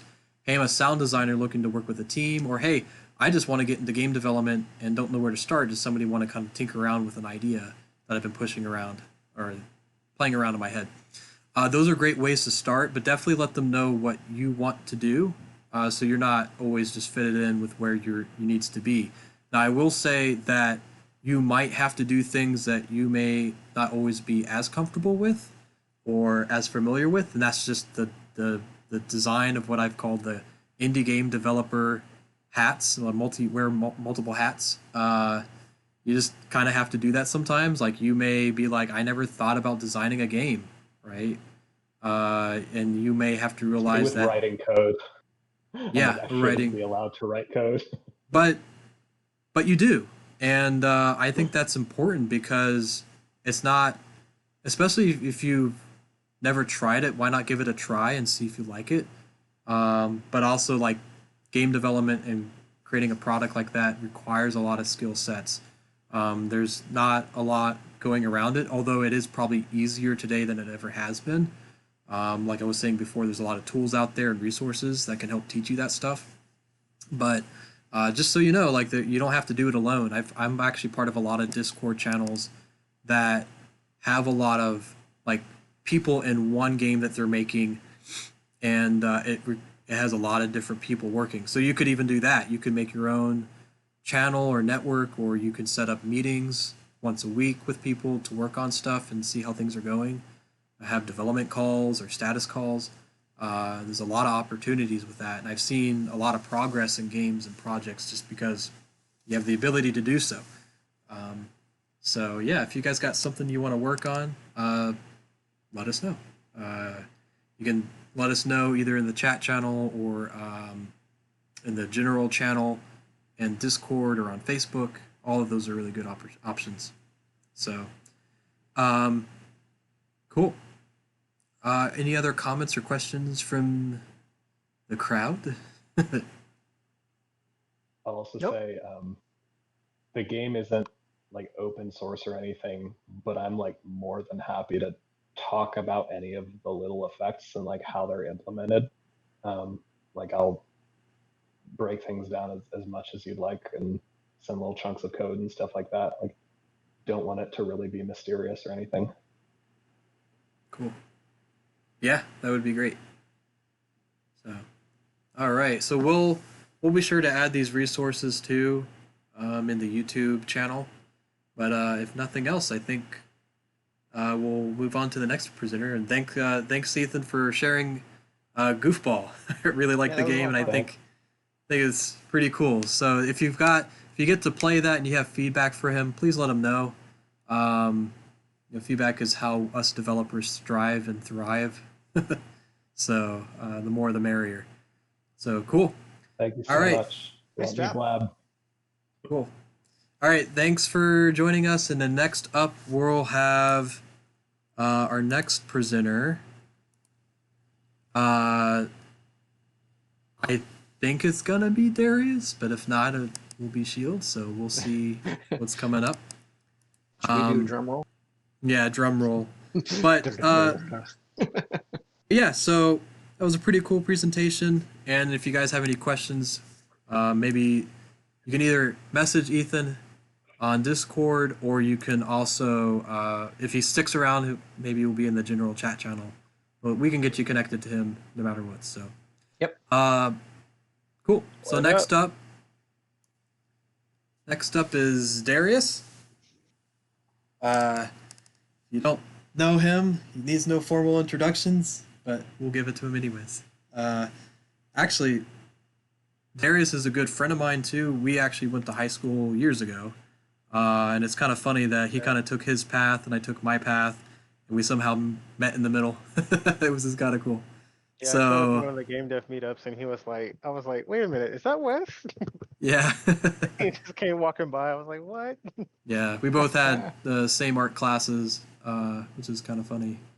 So, but yeah, so Darius has some work to show that he's been working on. Like I said, he's been working on a game that he worked on a game jam. So, I won't take too much of his soapbox, so to speak, and let him kind of talk about what he's working on today. Hey, really quick before we get started, Wes, Yeah. I wanted to let you know that when you're on mute in Discord, OBS is still recording your mic. Just wanted to give you a heads up on that. Oh, is it? That's Yep. interesting. Just Okay. wanted to give you a heads up in case you stub your toe and you swear really loud. Yeah, that's funny. But I just wanted to give you a heads up. That's all. So take it Yeah. away, Darius. Sorry about that. All right, start the timer. Run game screen. This one, go live. All right, so this is the Ludum Dare version. I'll put up another one that's a little bit more aesthetically pleasing, doesn't have some of these corner edges like this. So the idea originally was I wanted to do something I've never done before in a style I've never done before. So you kind of collect these orbs to be able to fly a little bit higher. And people really didn't like the crows, they're so hard. Ah, that already. All right. Come on, close. All right, so then we'll go ahead and share the other version. But I'll just keep, and that's Unity being unhappy. All right, so some things about me. First off, I don't believe in crunch. It's counterproductive every time I do it. Like it just doesn't pay for me. Yeah, along with wanting to do something I haven't done before, I wanted to do something for an audience I haven't done anything for as well. So I was thinking like little girls could like this kind of thing. So Darius, little boys, yeah. It's showing just the inspector right now. I wonder if there's a way to focus back on the game or not. Go maximize maybe. That might work. Yep, perfect. You got it. All right. So my kind of philosophy when creating this was based on doing something simple, but just making it really aesthetically pleasing and artistically pleasing. So I kind of did what I call reverse scope, sort of based on an iterative design or like a pseudo agile, where I did like 90% of the work up front for making it a game. And then I had a huge chunk in the middle where I could just do whatever I wanted, and then finalize the last 10% in like an hour or two before completion. So the original one, the orbs wasn't so thoughtfully placed or anything. Some rough edges and things that I didn't get from the lack of playtesting because I was working solo for Ludum Dare in 48 hours. So I did the music and everything. I had some sound effects, I didn't get time to put them in. I was really kind of focusing on my strengths, so the aesthetics, kind of minimizing coding and design.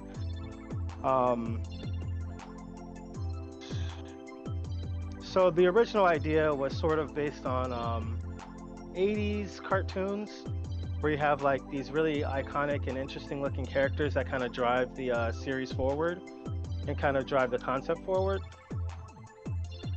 The objective in this game is basically this character wants to fly, but that lacks the power, and she kind of grabs these orbs, which are going to be harder to place later on. But right now, you grab these to be able to increase your bar above your head there. That increases your flight.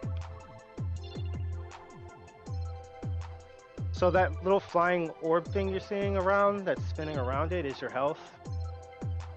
Oh, So neat. yeah. So you have like 3 health max, so you can get. If I can find the green one, I'll get another piece of health. I'll go ahead and keep playing this. I want to show you some cool stuff. Where are you? There's a black hole. Oh god. Let's see what else we got. I have a second type of clouds in here. It's kind of semi-transparent, so you can't really land on it, but it does refill your bar. I added a couple other types of clouds too, and this is where it gets harder. I also added forces like wind, so that ended up causing me to use effectors. So I just kind of learned that entirely. So yeah, that's kind of an idea of what I have here. She's brave. Yeah, yeah, and then there's like mad layers too. It goes way out there. I don't know if you can see my screen now, Yeah. Yep. but it goes Oh like wow. way up there. Yeah, Oh my god. like she's going out into space. Like That's great. I wanted to make it epic, you know? Yeah, like Oh my Katamari or gosh. something. Yeah. So like originally I just kind of, it was too challenging up front, so no one ever really got to the end. And I noticed that people like doing just like whatever down on the bottom. So I put like a trampoline and a bouncing ball or whatever, so they have something to do until they get the guts up to be able to get up there and do it. So continuing on my talk, there was basically this is hyperpop turned into video game form. So it's just the pop sensibility is taken to the most extreme, and with kawaii elements, the most cute as it can possibly be. Um, so the genre of music I was going for was kawaii future bass. I have a Fruity Loop project you can take a look at here. It's nothing special, but apparently people were really interested in the music and the Ludum Dare thing. Change windows. Fruity Loop there. And I literally just went into Oh cool. YouTube and found chord progressions. I literally went into YouTube, found some chord progressions, and then I literally just dumped them into a bunch of different instruments to create the music of it. So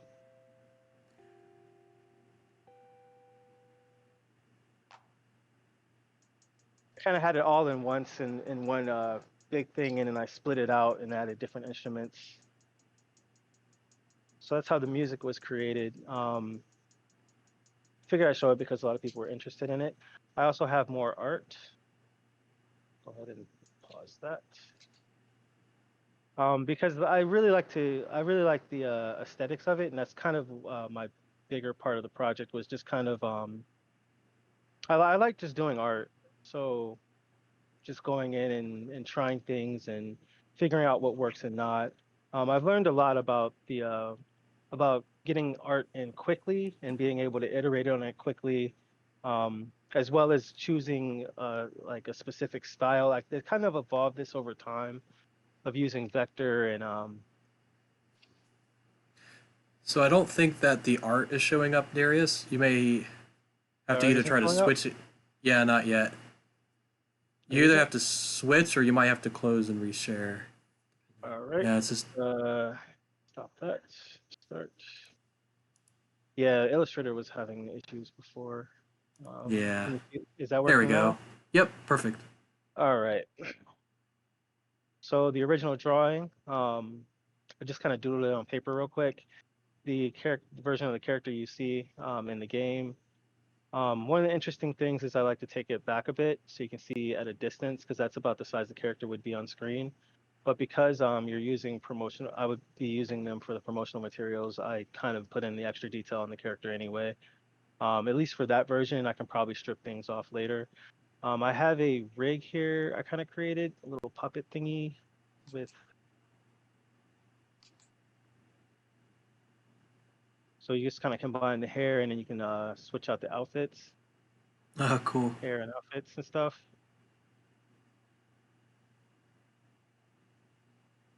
Find it's a cool one. You haven't seen. So these are the newer outfits I put in. Oh, wow. Um, yeah, I'm just kind of finding where I want to put where I want the character at visually, and I think I found it about within these different styles. I have sort of a transformation mechanic that I'm working on, because magical girl kind of genres they always have some kind of transformation, but I was kind of trying to combine it with some sort of Mega Man or something. So we'll see where that goes. Um, but I really like the idea of being able to change your outfit on the fly or and giving them trade-offs for gameplay reasons. So a lot of my visual influences were Magical Girl stuff, your Sailor Moons, your card captors, your things like that. Avatar, just for the overall appeal and the look and the feel of it. Samurai Jack with those bold environments. Um, I haven't really gotten into the environment art though. Um, so I noticed that they have a lot of interesting themes when it comes to the Magical Girl anime. Things like friendship, allies, adulthood, sacrifice, and mostly just becoming a better person. So I have a little rival here. Go ahead and grab the rival.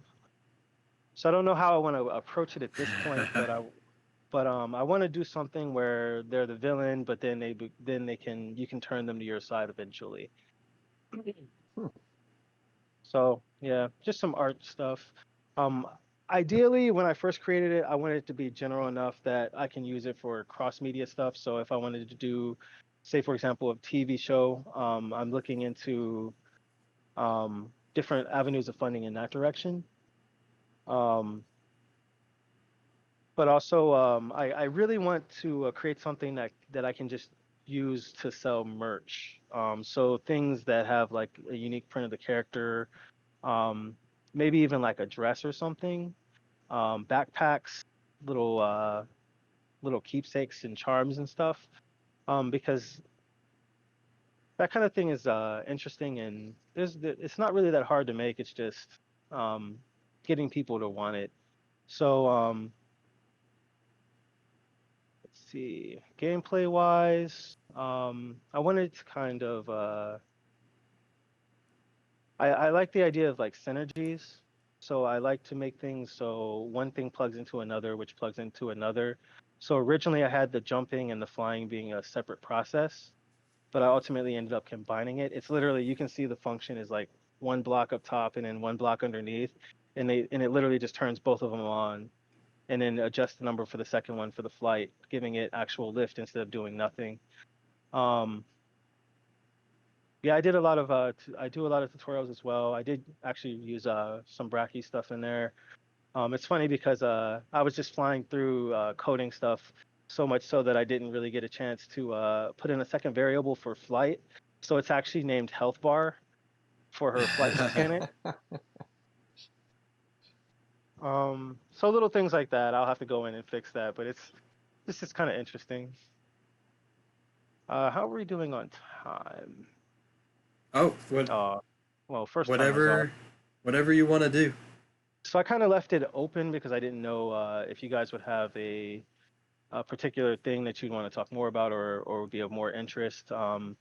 Again, I've had a little bit of trouble finding feedback because I did the whole thing alone, and then you get your wave of feedback when you first submit, and then when you make the fixes, now you gotta go back and push it back out so people can try to give you more feedback. Which at that point, they're the ones that have seen it are like, I've seen it already. I don't really want to do that, or you know, or like I don't know, how much did you update? It's interesting, but I'm learning more about myself through the game dev process. I've kind of learned that I'm a what is known as a methodical pantser, as via some YouTuber that does writing out there. So basically, I learn a lot of theory and design, and I I study a lot, and I integrate all this information and different skills and techniques. And then when it comes down to the actual production of it, Like I'll plan it out in like a really short block up front, and then the rest of it is just like using the methods on top of just flying and doing things by the seat of your pants. Um, like I tend to use like minimal process, minimal documentation. I tend to be like highly responsive in my workflow.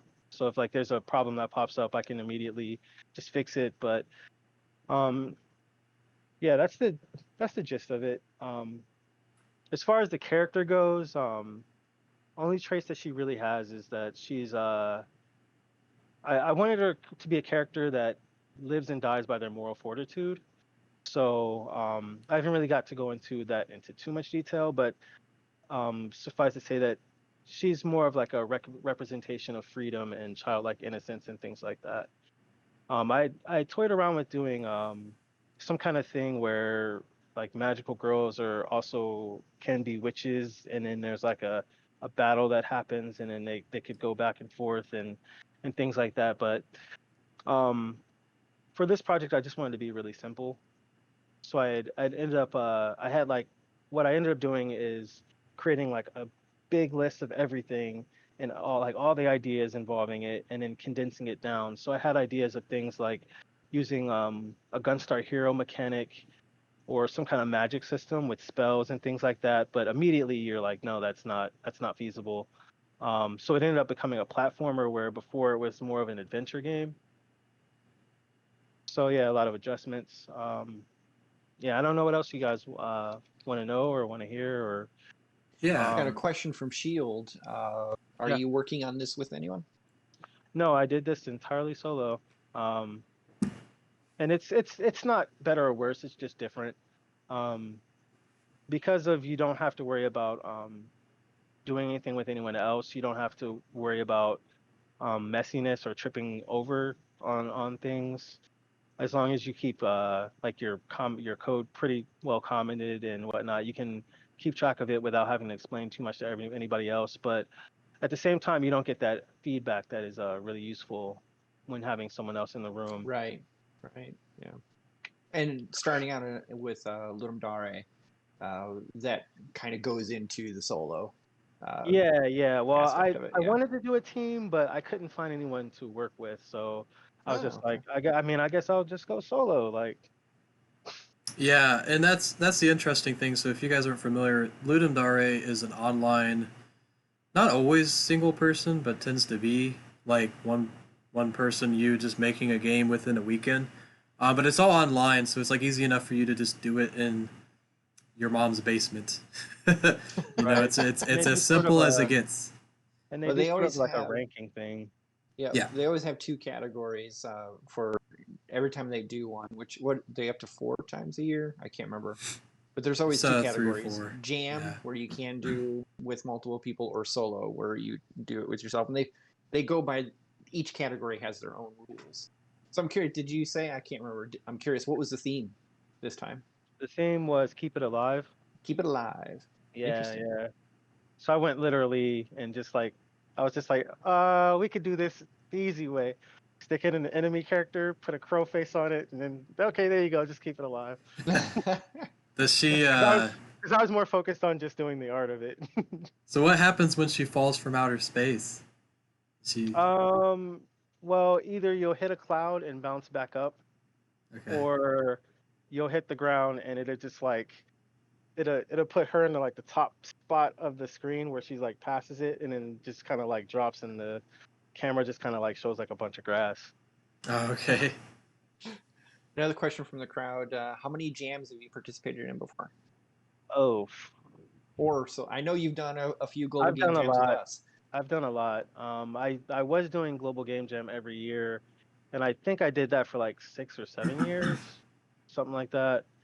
And then there's like all these random jams that I'll do. So I'm thinking at least 15.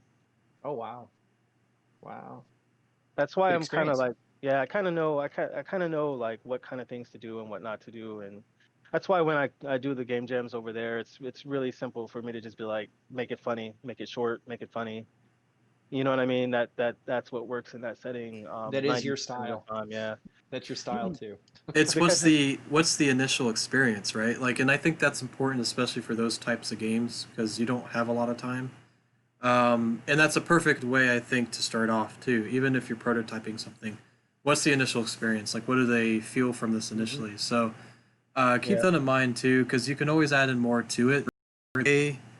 To bring and that back in it was so when easy to do.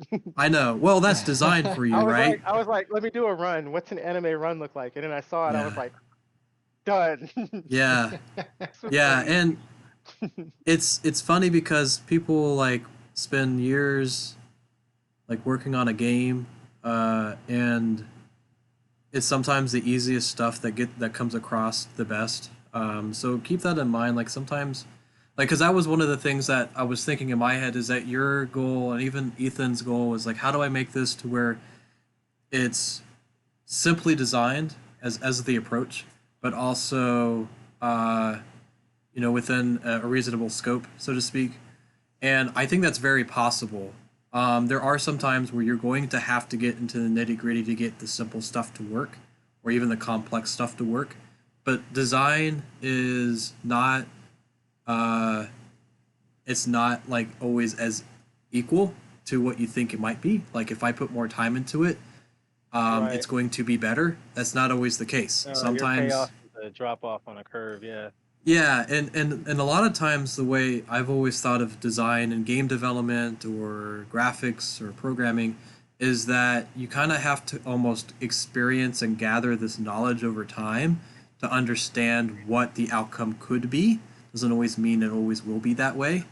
So that's why doing a lot of different game jams or working with other people is really going to help you understand design better, because it's knowledge found and understood, right? That's animation, that's programming, that's just concepting, say, like game balance, right? Like, is this game too hard or too easy? And And the more like that you you were do it, saying the easier it'll before, be. and like you were saying before, these tools and things that you create, you own them, and they're something that you created, so you can literally just use them at any time. There's like a lot of simple scripts. I've been trying to isolate certain things out that do like simple things, so I don't have to keep rewriting them. So I'll pull something out like move on, I don't know, move on collision or whatever. So instead of including that in a script that has that, I'll strip it out and make it so it's reusable. Yeah. And I have a quote here that I thought was interesting. You guys might like. Complexity should come from layers of simplicity rather than singular impenetrable chunks. I've read it somewhere. I don't know where it came from. It's a great quote. Yeah. Yeah. That's pretty cool. Yeah. Well, So that's what I sweet. got. Okay. Are there any other comments or questions from the audience, Scott, that No, you can see? I think we ran through them all. Yep. Okay. Yep. Cool. Well, looks great. We'll send out. Do you have this as a resource for people to play? I sent. There's a Ludum Dare link Okay. on the video. It should be. Um, the easiest way to keep track of it now is my Instagram. That's where I post my progress. I'll post links and stuff onto that later, but I haven't done any Kickstarter or anything yet, so there's no official page for it, at least until I see get more of it done. Okay. Sounds Yep. good to And I me. posted those link. I posted the Ludum Dare link and also your Instagram link in the chat. Cool. Awesome. All right. Well, thanks, Darius, for showcasing your game. And if you guys have any questions or comments, like reach out to him, or us to reach out to him, and we'll keep you guys posted. So definitely, if you can provide feedback, that'd be great. Oh yeah, And I'm very friendly to critiques, so any critiques or comments you got, just throw it out there. yeah. So cool. All right. Very cool. Nice job. Well, Thanks. Thanks, man. we'll wrap this one up, and we'll bring in our next presenter of the hour. So our last, as we decimate our last presenter and for a new one, out with the old and with the new, we'll bring in our last presenter, Shield. So, and some of you actually might remember Shield from COG of old. He had been around for a while and actually hadn't been able to make it just because he moved. But one of the nice incentives is that he was actually able to be brought back on because we were online. So again, that's one of the positives that we were trying to do with more online events is kind of bring that back online. So let me go ahead and switch. And here we are. So some of you might remember Shield. Shield actually been working on the game for a while, and he's going to do a progress of that. So I won't take any more of your time to talk about yourself, and if you want to say who you are, what your background is, and a little bit about what you're presenting today, we'll have you talk a little bit more. Well, hey guys, I'm Shield, Shield Generator 7. I have been going to college for about 4.5 years, which is about the same time that I'm working on my game, Yeah. Unicorn. So I got started in Unity like right before I joined COG because one of my friends recommended it to me. But I've been like doing games in JavaScript and Visual Basic like throughout college, and I started with programming my calculator in high school because I didn't know what else to program. Um, but yeah, so I've been working on the game for 4.5 years now. If you told me 4.5 years ago I'd take this long to get this far, then I would have been really disappointed. But nonetheless, progress has been made, and I'm really excited to show you what I've done with it so far. All right, so first thing I need to do is get the screen share to work.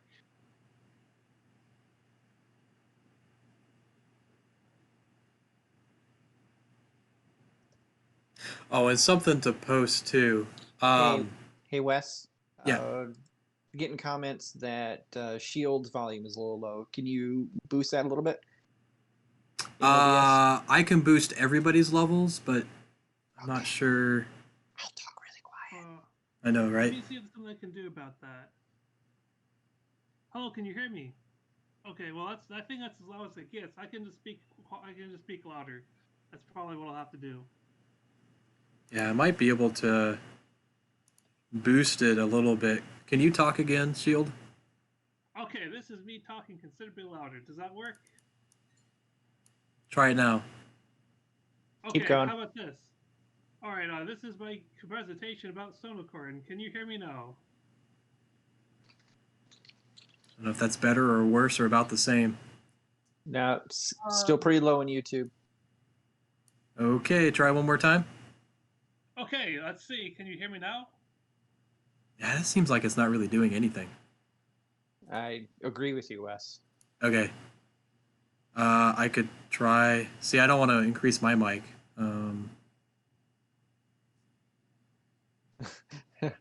Yeah, I would just say try to talk loud and clear if you can, and that's probably about what we can do. Loud and clear on my end. Yeah. You can boost it for everybody, and we'll just keep quiet. I Wes. might. Yeah. Well, you keep working on that. I'm gonna go ahead and go through his. We got Caleb here. Maybe he can tell us something. Oh wait, I could increase the user volume. Can you talk now? Okay, let's see. Does that work? Yeah, that's better. I'm gonna do a little bit more. Try again. Okay, how about this? Does this work? It's definitely better. I've got you up to 200%, which is as far as it goes. So I think that's okay. Yeah. He's getting better. Good. Okay. Well, yeah, that's pretty good. Semi-ironically, my game also has a sound problem where like the sounds are very quiet. So you might not hear the sounds in the game, but that's fine. It's a thing that happens. I'm gonna add the sounds later. All right. Well, anyway, so this is the Sonocorn 2020 progress report with me, Shieldator 7.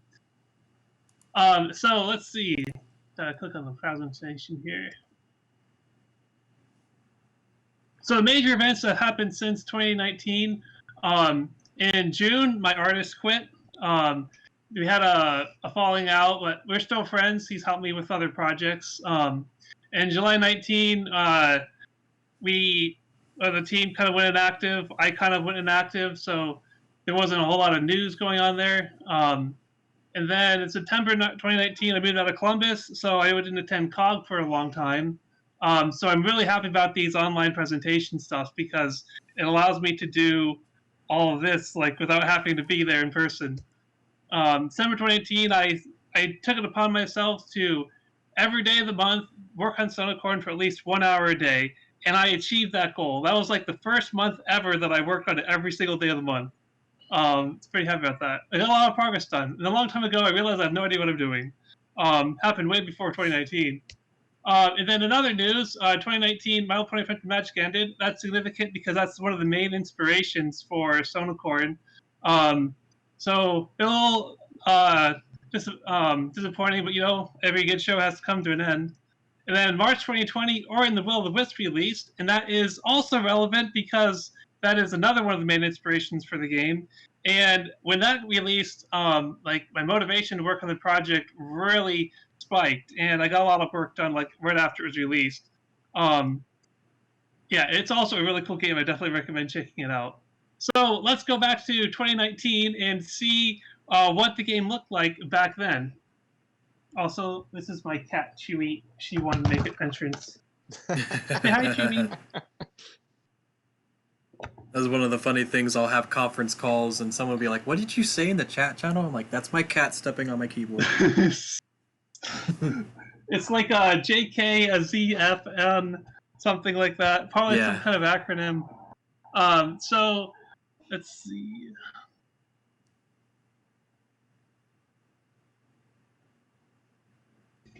So this version actually has sound. So I'm going to stop sharing so I can reshare when it comes up.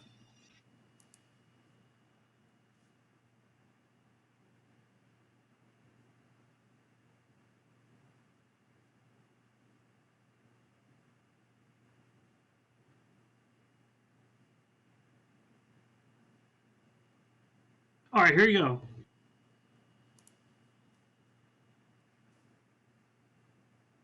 How the sound works for this, like the music is kind of loud. When I'm gonna give it a little bit longer, but I think it's still spinning. I can hear it. Ooh, oh, it's there we go. For me, you guys. Yeah, it's cracking a little bit. All right, well, I'm gonna turn off. That's really sad because I actually got someone to like do that. That wasn't music that I made. So this is what the game looked like last year.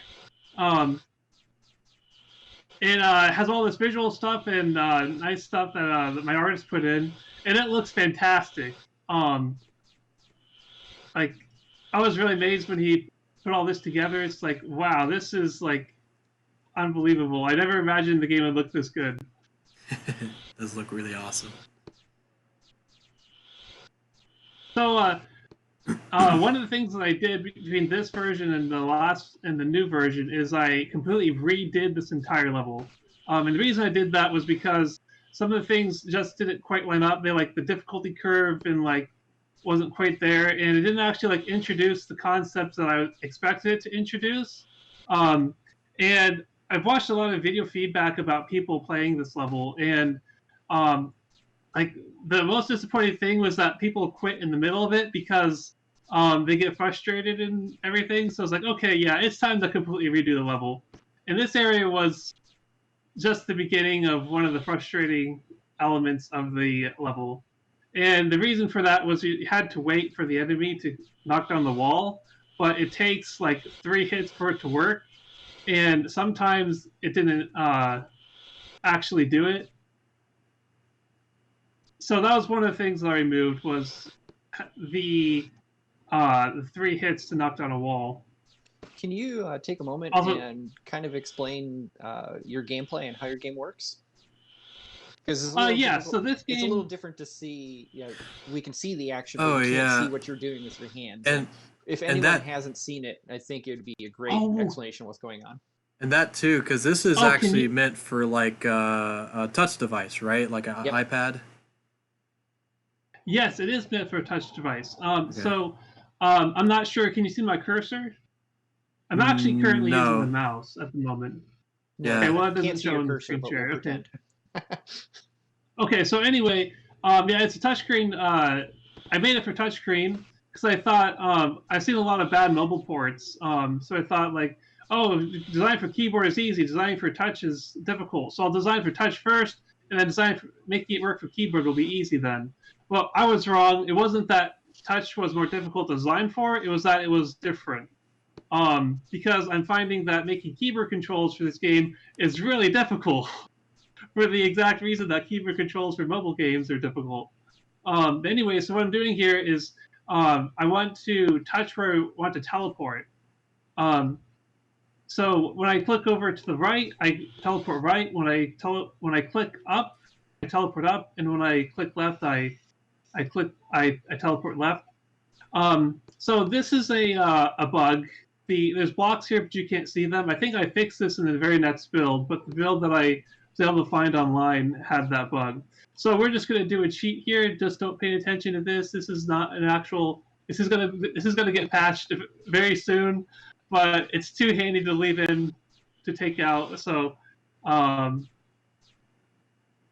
that is the end of the first area. And then, like, my favorite part about this whole thing is this area up here. It's basically zero gameplay and it's all graphics. Like, the graphics in this area are just phenomenal. Like, with all the trees and stuff that my artist put in, it's fantastic. Oh, another one. And then some more voice lines that were put in like the very first version of the game. But I hear there's a cure. If you can find a way to the moon unicorn might be able to help you.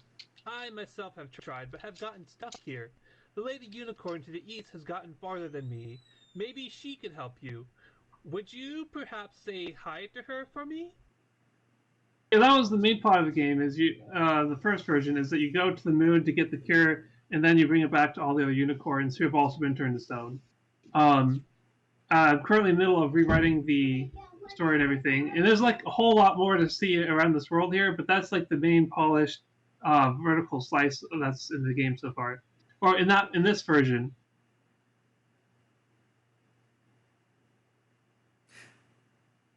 And is this version available on?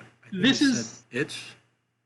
Yes, this is the version that's on itch.io. Yes. Okay. I think this version also has some special surprises to find. So now let's go and see what the game currently looks like.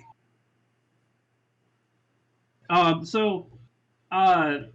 have to fully disclose something that I completely redid the first level, and that basically needs starting from scratch. So I haven't gotten to the point yet where I have all the art assets put back into place yet. Share screens. So it's going to look ugly, but the key thing to look for is the new visual enhancements for some of the special effects and the level layout.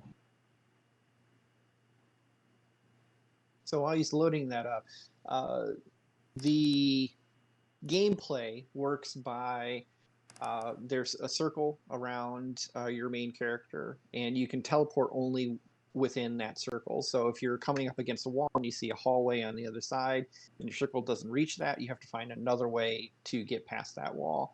And there's other areas in the game that you need to interact with or get to turn switches on, such as the torches you may have seen he teleported by and activated in order to get to the next area or to the next level. And it's really fun.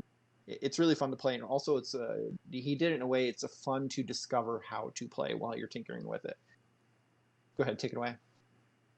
Thank you. So yeah, what you said is fairly accurate. So one of the puzzles that you just mentioned was this puzzle where I redid the whole level, so I had to restructure. So it looks slightly different, but it's the basic thing. Like, how do you get up there when it's you can't teleport that far up, and you can't a place like that? Well, the solution, which may not be obvious, is to go over here, teleport past the wall, and then you got there. So one of the improvements with this area is that it was really hard to get past. Like on subsequent teleport throughs.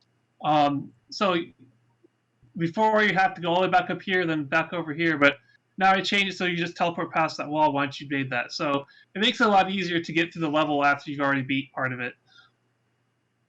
And I moved up some of the mechanics. Like before, the boulder puzzles were later, but now I put them earlier.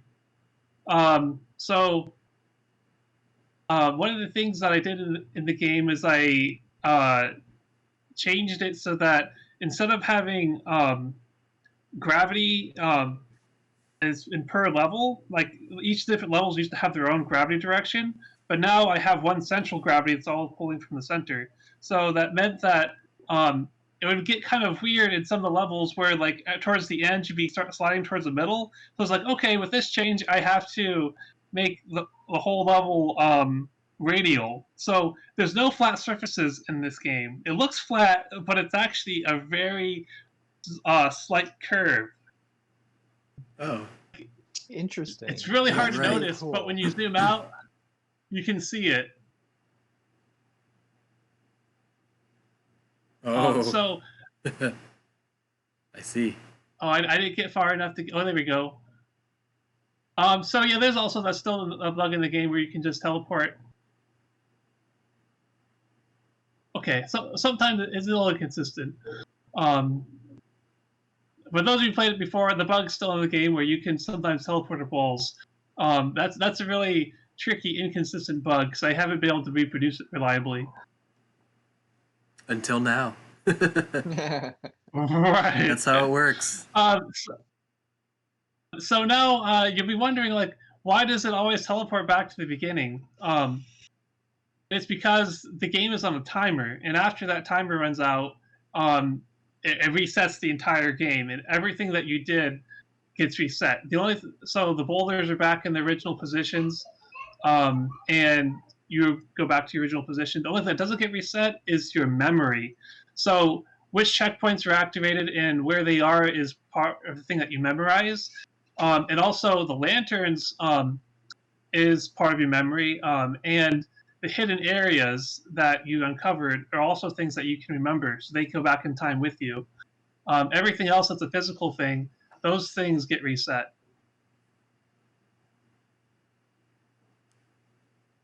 So now you're probably wondering where to go. And this is like one of the things with this level is where exactly do you go next? And you kind of have to search around for the hidden area that you have to uncover next. In this case, it's in the form of a breakable floor. So you break these floors, and you have to go to the next room, and there's more breakable floors. So which one do you go to next? It's anyone's guess. I'll let you take a guess. Which floor do you think it leads to the next area? The middle one? I don't know. All right, We'll see go what the middle. one is. Yeah. Oh, we'll do that next cycle. Okay.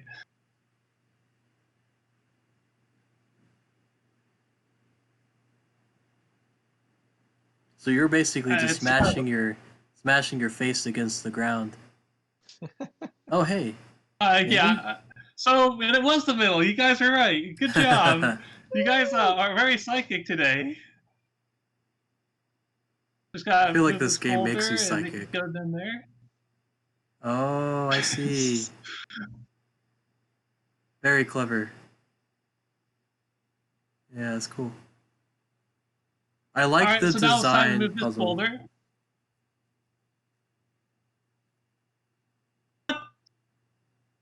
What's that? That's not a boulder. Oh, Oh crap! I Oh. thought it looked different. Holy crap. Like a slug monster. That's cool.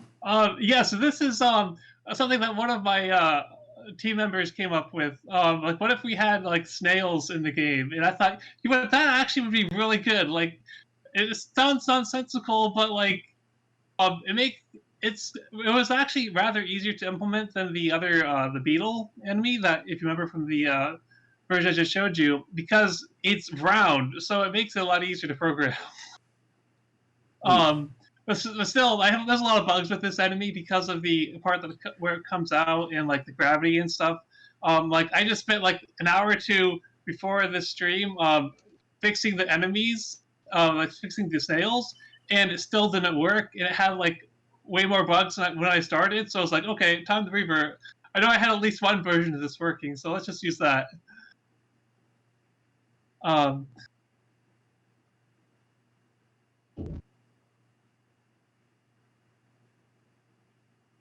no, okay, okay. Oh.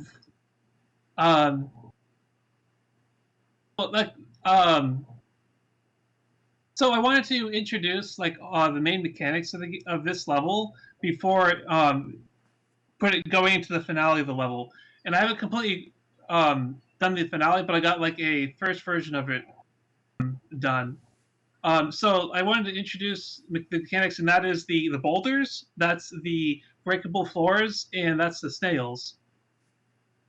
Nice. And the pachinko level. Yeah. That's pretty funny. I never would have thought about that as a vertical platformer game, just doing a pachinko machine. It kind of reminds me of Plinko. pinball. Yeah, Plinko. Oh Sorry. yes. Yep. I really wanted to do a Plinko section because the one thing that's what? That is a rare sight. It happened on stream. I can't believe it. I cannot do that on purpose if I tried. A bug? No, it's not a bug. He stands on his head. Like when I get achievements in the game, that's going to be one of the achievements to get him to stand on his head. Nice. There you go. Yeah, so what's really funny about this game and that throws people off is that he rotates. Like the first thing that anyone ever says when they go off to a ledge like this, oh no, my pony's on his face. Like I thought it'd be really funny to have like a part of the level where he's falling off platforms like that, and it's part of like a challenge to get him all the way up without falling in like a Plinko ball all the way down. So that's the idea behind that. So now it's time to play a game called Snail or Boulder. Down here, is this a snail or is this a boulder? I already know. Attention. I already know, but I won't guess. What do you think, Scott?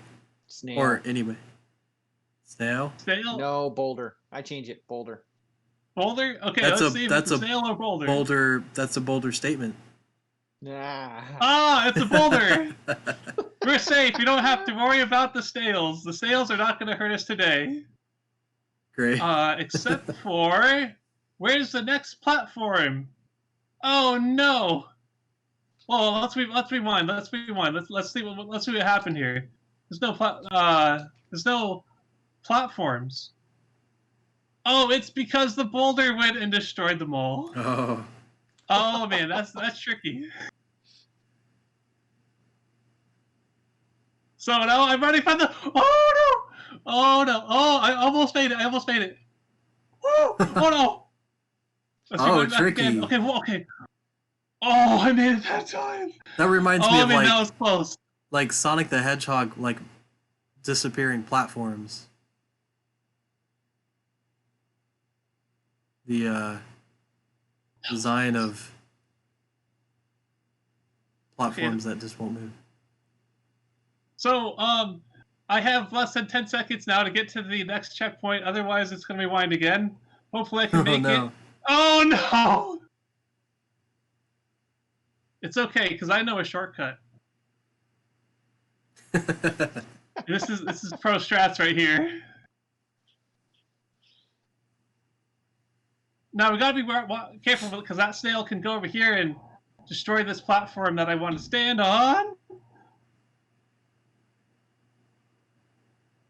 Why can't we all just be friends? Oh, it's because he doesn't like being touched. Like, he makes a really good stepping stool, but he doesn't like to be used as a stepping stool. So, in the last year's version, you got greeted with an NPC that told you a little bit of backstory. This year's version, you get greeted with a bush, but the bush doesn't have an annoying grating voice. So, maybe it's a win. I'm not sure. But yeah, so that is basically the changes I've made. I'm kind of embarrassed that I don't have all the graphics in here at the moment, but that's going to be happening later down the line. I'm going to have all the lanterns. I'm going to have all the checkpoints have correct images, and I'm going to have playtesters play this because so far you guys are the first to see this new level, and I haven't tested it with anyone yet. So maybe it's too hard, maybe it's too easy. I'm not sure. I forgot to mention that I made this level in mind that you're probably going to have range increasing power ups. Those aren't in the game, and you're going to have 5 minutes to do this each cycle, and I only gave myself 1 minute. And I can speed this run in about 2 to 3 cycles. So, yeah, it's. I imagine like however long it takes me plus times 5 is probably when it's going to take the average player who's ever played the game before. I estimate that. I'll have to do some investigation to see if that's actually the case or not. But yes, that's what I have so far. I didn't even notice, but because I noticed that the wheel around you is different than the last build that you showed us, the first one. I was like, what's with all the like new ticks? Is like that just easier to read, which it was easier to read. But I just realized that's the timer. Those little lines are getting smaller, and once all the lines are turned small, then you reset, right? Yep. You got it.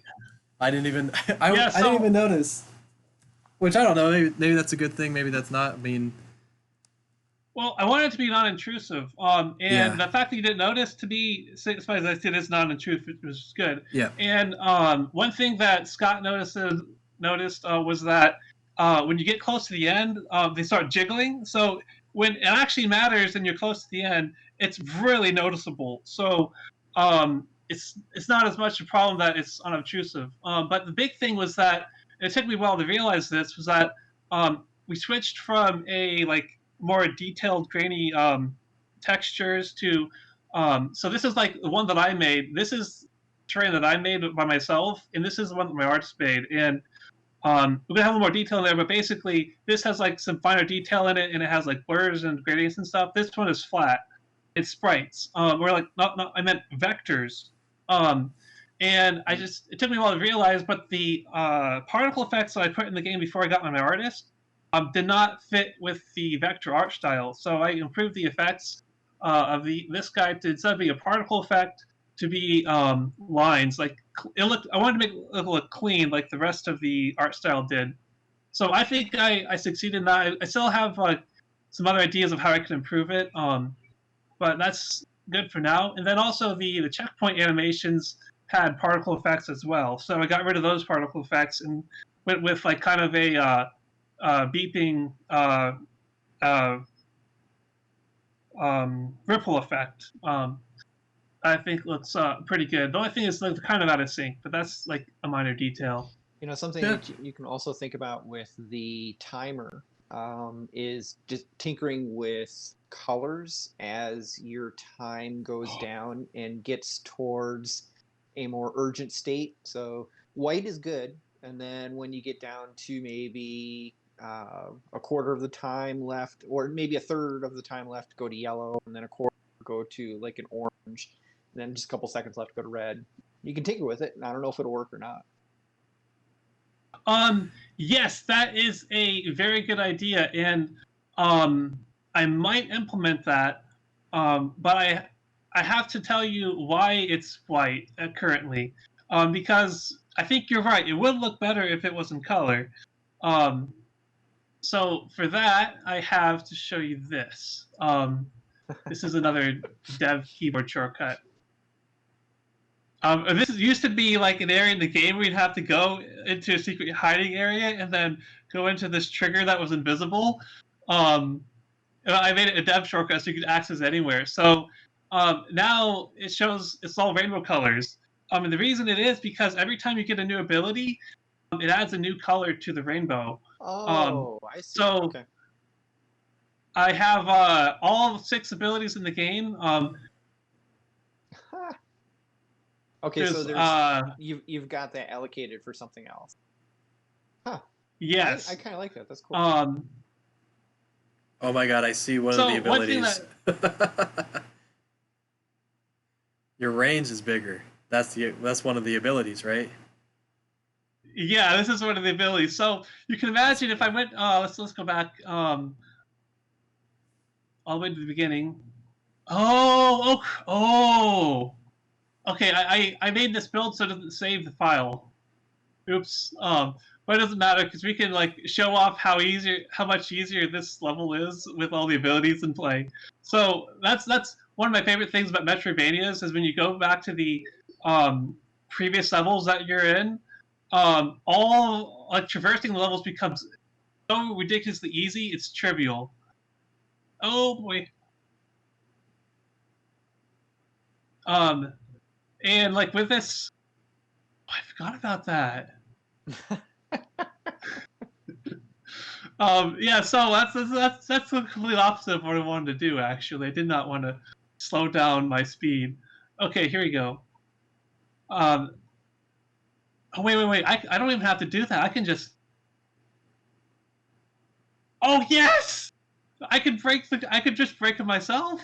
I don't have to worry about the snails or the boulders. I could just. Okay, I will need some help with this one. Enthusiasm. That's really cool. Yeah, you can tell I made this game for myself, right? That's probably one of the best ways to do it. I mean, I think the anyway, oh, that's so crazy. go ahead. I was just gonna say one of the leading designs in this I think is really cool is discovery, like discovering ways to solve puzzles or discovering new mechanics or discovering new areas. I agree. I think that's probably one of the more engaging things about this is like not only are you like gone through this level and discovered new things, but you're doing it again with all the different powers and rediscovering new ways to solve it, right? I always like that in games, like where you can go back into a level that was really hard at first and now you can just slide past through it. Yeah. Kind of makes you feel victorious because you've accomplished so much at this point. Yeah, that's like the main reason I love Metroidvanias in particular is because like that's basically what they're about. And wow,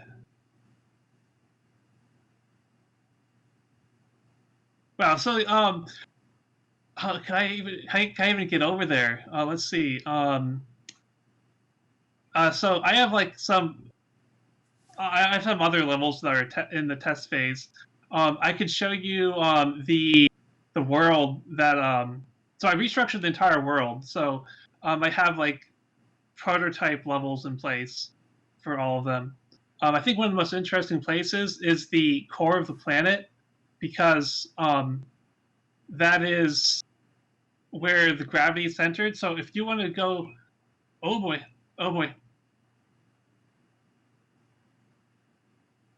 I hope I'm not going into space. I might be going into space. I'm going to space. Okay, well, it's going to be a while until I cycle back around the universe to get back to the planet. This is how you should start the game. Start the game in outer space. Yeah, you're actually an alien. That actually would make for an interesting concept. I would have to consider that. But once, okay, too late. But so that happened a lot. That happened quite a lot actually in the other builds. So what I added since last year was the ability to go back to the first teleport, no matter where you are. So here I can't see the first one, but I can click this big one, and it takes me all the way back. So that has very interesting consequences for gameplay and puzzles and stuff because one of the things that Metroidvanias do is they give you new ability and then they trap you. And the reason why they trap you is so that you're forced to use your new ability in order to get out. And so that guarantees that you have not left that area without understanding how to use that new ability. Yep. Metroid did this, Hollow Knight did this, Ori and the Blind Forest did that, and I plan to do that as well, but my mechanics make that very difficult because now that you can go back to the beginning whenever you want, you can go into that trap, rewind to the very beginning, and then not having learned how to use the ability. So I'm hoping that that's not as much of a problem because you won't be able to continue in that new level that you found without having learned the new ability. So I'm hoping to kind of make it not so much a trap, but as a door to a new area that requires you to learn the ability. Um, but that's one interesting design consequence of the mechanics I've chosen to incorporate into the game. And I've considered removing the time rewind mechanic entirely, but there's in the past the game had problems with unwinnable states where you could get boulders in the wrong spot, or you could get platforms you need in the wrong spot, and you can never get them back to the right spot. So the time rewind mechanic was something I've been planning like since the very first idea of the game, and I thought, I should implement this now so all these no win conditions are no longer a thing. Because if you get the one with no win conditions, you just rewind and it goes back to normal. So I'm planning on keeping that in the game, and that means that I have an interesting problem to solve with my Metroidvania design later in the future. I'm going to do some testing and see if that actually is a problem or not. I'm hoping it won't be a problem. And what is actually a problem for me right now is getting to the core of the planet. Like that is actually harder than I think it should be. Like it takes me like 5 cycles on average to get there,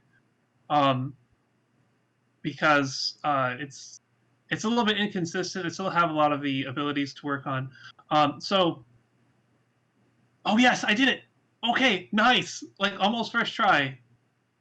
Amazing. Okay, so you go to the tallest part of the map, which is this mountain, and then you solve all these puzzles on the way down, which currently amounts to falling down a chute for a very long time, and then you can get to the core of the planet. And here is where I can show you. This is like my favorite thing about radial gravity. You've probably seen this in other games too, but it's especially. Oh no, I'm not going to have enough time. Oh, that's the guy that's supposed to give you the purple ability. So the Groundhog Day mechanic I thought might be a little bit controversial. Like I'm not sure if it would work out okay, but when I tested it, like it really gave a sense of urgency to getting to the next checkpoint, because you can explore like around the map as much as you want, but when time rewinds, you're not going to be able to get. There's like a limit to how far you can go. But with the checkpoints, you can just get there whenever you want. So it puts a great importance on getting the checkpoints. And the checkpoints are actually going to be very useful and important for some of the later mechanics in the game. And I don't want to spoil the plans for that. I will hold off on that. Let's see if I can zoom out and show you a little about the map. No, I can't. Okay, I'm going to show you like the world map separately then. It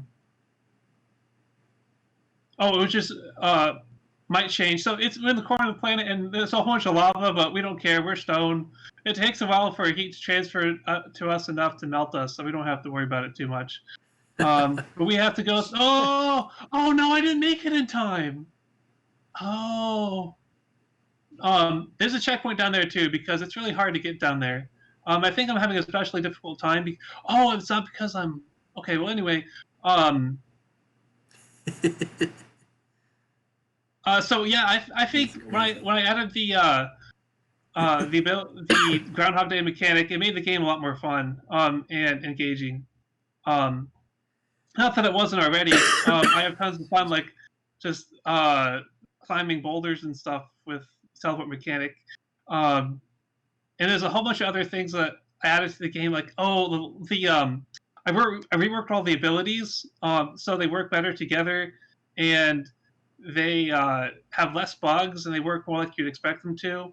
And they're still not quite right, because how you expect them to work and like where you tap is very inconsistent. Like sometimes you tap and expect one thing, and sometimes you tap in like in the same exact spot and expect a different thing, um, based on context, and it's really hard to figure out which action is actually the one that you meant to do.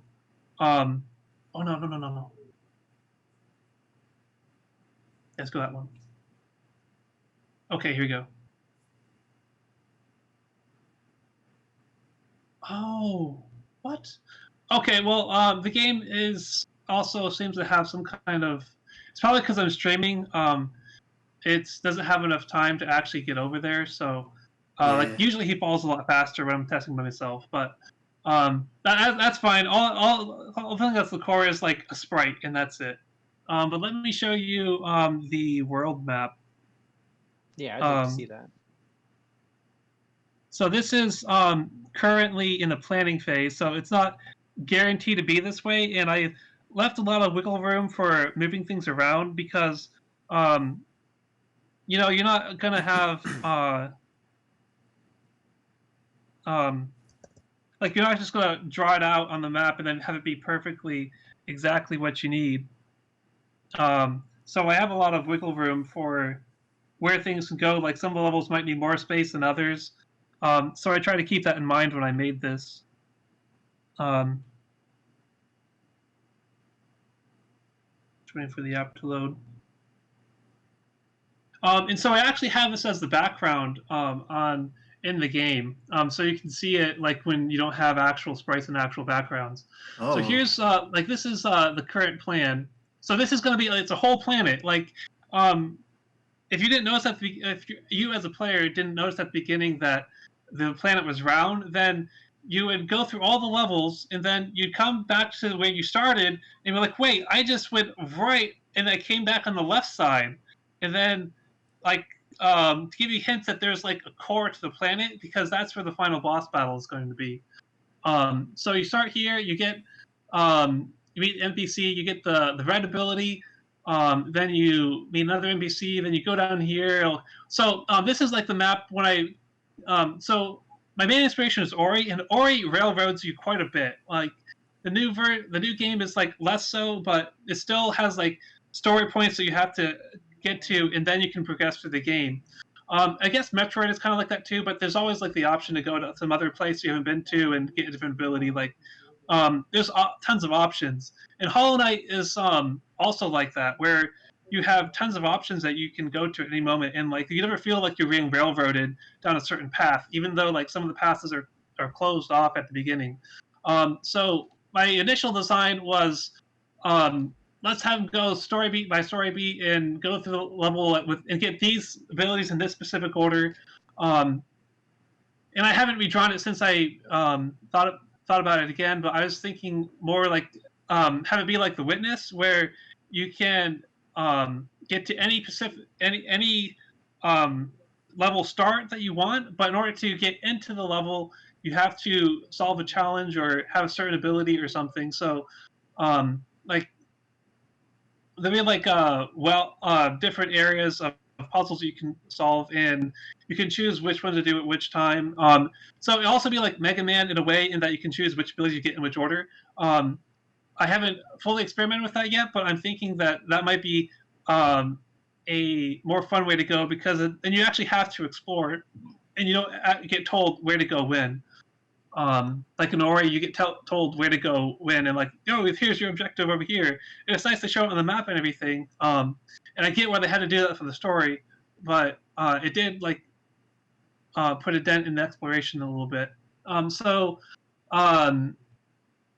we had a team meeting once about the areas, and there's a whole bunch of different areas that I wanted to include in the game, and we decided that we only had so much room for so many areas. So these are the areas that we decided on. So we have a cave area where you're like, it's a dripping wet cave, and there's like glowing plants and glowing animals and stuff like that. This is where you start, and this is where the torches are. And then you get to the forest, and this is where the unicorns have made their home. And it's going to be like the hub or the town like that you go to after each adventure. Like if you want to talk to NPCs or stuff like that, or just be relaxed. There's not a whole lot of puzzles here, or like not a lot of extreme puzzles were like the puzzles that are required for the game to be completed. And here's the Badlands. It's like a desert area. This is where you get introduced to the red ability. And then that one gives you a speed boost, so you can teleport and go really, really fast. So I think this level is going to be a lot like Sonic, but there's going to be loop-de-loops and stuff. And so far, my testing has been really fun, but also it's been hampered by my ability to edit the level terrain, because being able to move around the points of a certain object is really handy, but it's not enough, because then I have to do all the curves by hand, and the curve angle has to be really precise. And I can't do that by hand. I can, but it'd be really tedious. So I've been working on a tool to make that really easy, and it's not completely ready yet. And here's the jungle area where you get into the wall jump ability. I still call it wall jump, here I call it wall stick, even though you don't jump, because that's what's called in every other game. This is an underground well area where you have underwater enemies, and you get an ability called swap, which lets you swap places with an object. And then here you have clouds. So the idea is that the clouds kind of start over here and they move over here. So it's a level that moves through time. And because when it gets to the mountain, the clouds kind of dissipate and they disappear. So like some of the level pieces will disappear as time goes on. And the only reason I could get away with that is because of my time rewind ability, which is another reason why I really like it, because I can put events in the game that the player has a chance of missing, but it's not punishing to the player for missing those events, because you can always rewind and go to that place before that event happens. And then here's a mountain area with there's going to be like a robot factory in here somewhere. I'm not sure exactly where yet. And then you go to the top, the very highest point of the planet, to go to the core. And this is where the big boss battle happens. Also, where you discover the twist. And then here is a moon, which is going to be one of the plot points of the game. Like, I still want to have story points, but I don't want them to be railroad, and I don't want to require them to be in a certain order. So, like, one of the general objectives of the first part of the game is to get to the moon, and that's over here. Very reasonable design. Cool. So with the radial gravity design, when you were drawing out your cave level, for example, I noticed that the rooms had a very uniform, so down is always equal wherever you are. What was your approach to making sure that the ground was always at that nice even curve, and how you drew that out? What was your approach to that? So what I had to do is I had to so are you familiar with Fair 2D or Sprite Shape or like terrain editors in general? You have like it's a polygon, and you can change its points, and you can click and drag each individual point. So what I had to do is I had to click and drag each individual point to be visually level, and then I had to use a boulder test. And the boulder test is if I press the play button and the boulder does not move from its original position, then it's level. The boulder test. I like that. Yeah. So I'm just kidding, by the way. I did do that at the beginning, but it was really a really big hassle because it's very, very precise, and you have to move it like a little bit, and then test it, and then move it a little bit. And testing requires like a whole half a minute at least, because the delays between playing and compiling and that kind of thing. So I'm going to open Unity here real quick and Sure. show that. So it was a painstaking process at first to get them all level. But I'll show you in a bit what I ended up doing to make that work properly.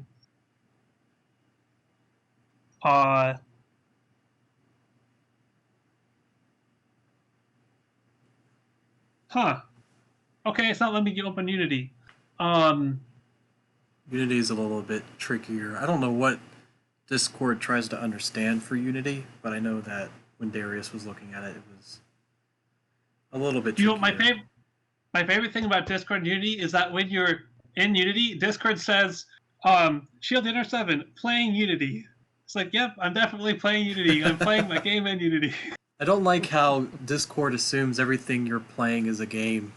I've seen Oh, yeah. actually, I think it was what you were working on or something. Like I saw somebody was using a Steam like 3D background or something. It's like more like a tool. I was like, he's playing or she's playing. I don't know which. Oh, Steam Wallpaper Steam Engine. Yeah, that one. I was like, that's not a game. And why do I need to know that? So, I spent like always thought 4 that was hours funny. playing with that yesterday after I downloaded it. I was like, Yeah. wow, this is really cool. But I'm never going to use it because I always have everything full screen. So That's like funny. the only time they actually have like the background showing is when I think, oh hey, that cool background on that I really like is on. I'm gonna dedicate a whole screen just to that background for that half an hour that it's up. Yeah, so I don't know why, but Unity's not opening for me right now. Something about servers or something. It's probably bandwidth, which I don't understand why Unity needs bandwidth to open a project. Yeah. But hey, what if I ended the call and then I opened Unity and then came back in? Yeah. Would that be cool? Well, I think now is a good wrapping up time because we've got just a few minutes to four. And we can open to see if there's anyone who has any questions. No questions from the crowd, just a few general positive comments. Cool. Nice job. Yeah. Oh, okay. All right. Well, thanks for. Oh wait, I want to.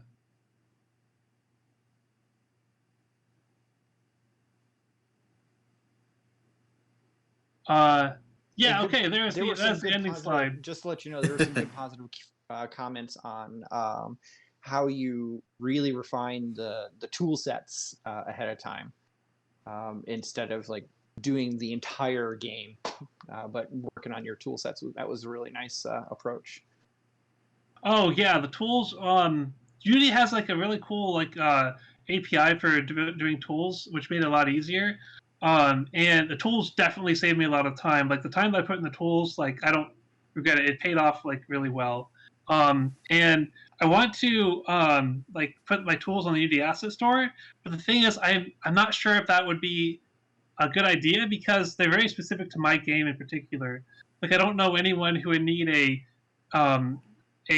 tool that measures radial gravity levelness and vertical levelness because I don't know any other game that has radial gravity.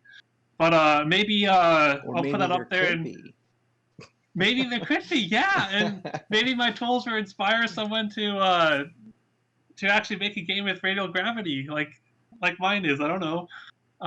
So future plans possibly. I was gonna say Super Mario Galaxy. When you're jumping from planet to planet. Yeah, good point. I have never seen that in a 2D aspect, but yeah. Yeah, I wonder what kind of tools they had to make for that game.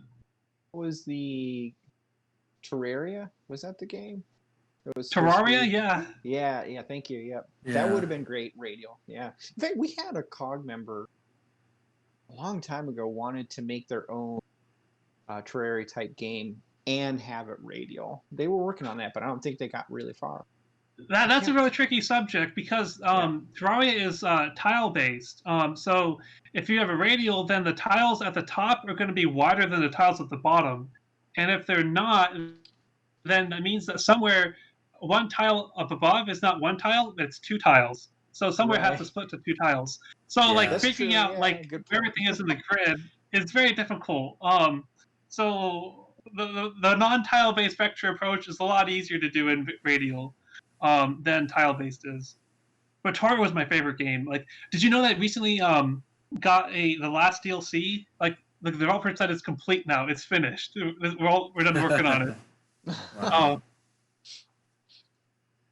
Yeah, they did a lot of they did a lot of good work on that project over the years. Very cool. Yeah. Any other questions or comments before we go? Nothing else for me. Nope. Okay.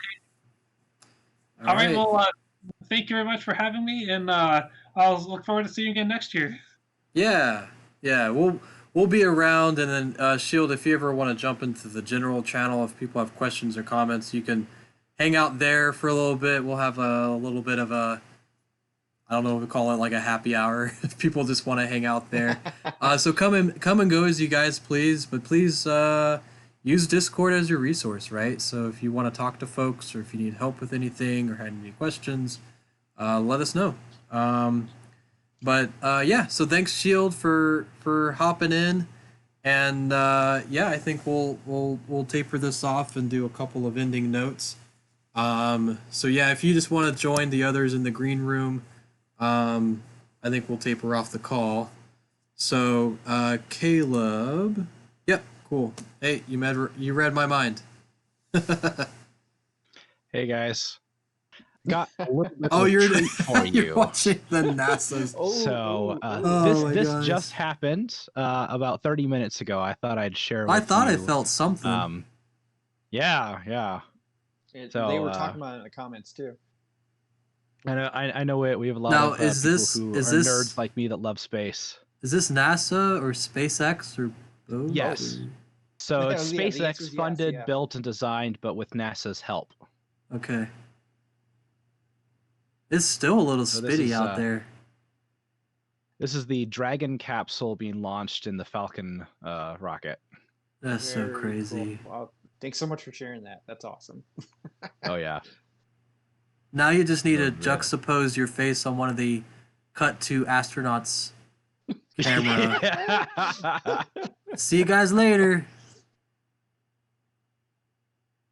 I'm kind of glad that it worked out well because there was a lot riding on this launch.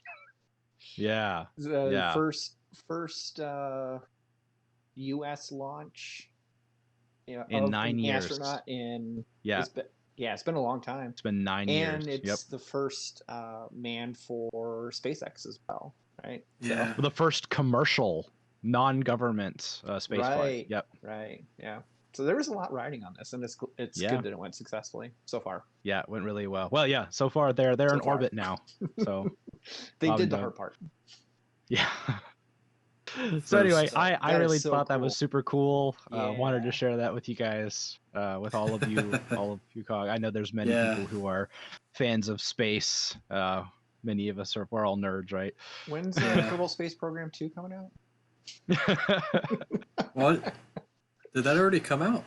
No, I don't think yet. No? Okay. I've No. always wanted to get the first one, but it was always like, oh, I just don't know if I want to spend the full, because it was really literally the full price for the longest time, and now it's been, I've seen it shot It's down. not the money so that's the problem. It's the hours you will spend. that too. That's It's my- a lot of fun though. A lot of fun. Yeah. Well, cool. Well, I'll let that play in the background as we sign off for the day. So I wanted to thank our presenters for getting all this together and showcasing some stuff, and congratulate them for actually doing our first like online community-led presentation for GameDev, our GameDev meetup. So that's real exciting. Thanks for everybody attending.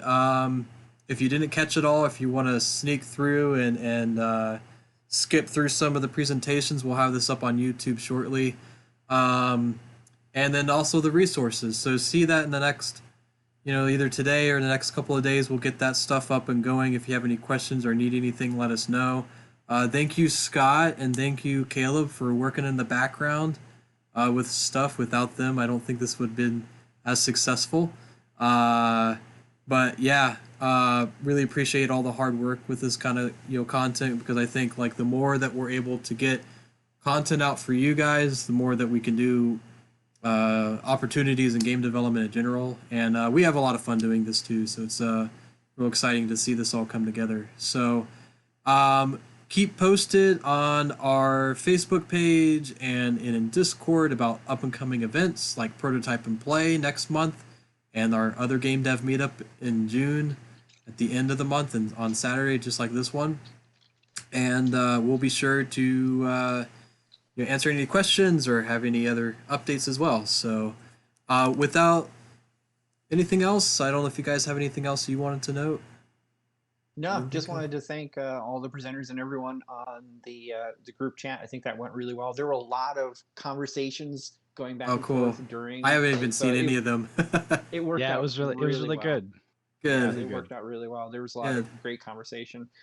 So thanks everybody for that. Thank you, like you said, thank you to all the presenters. I think that went swimmingly. That went really well. We were Good. able to transition between each one and just let everyone else know we weren't too sure what to expect. Yeah.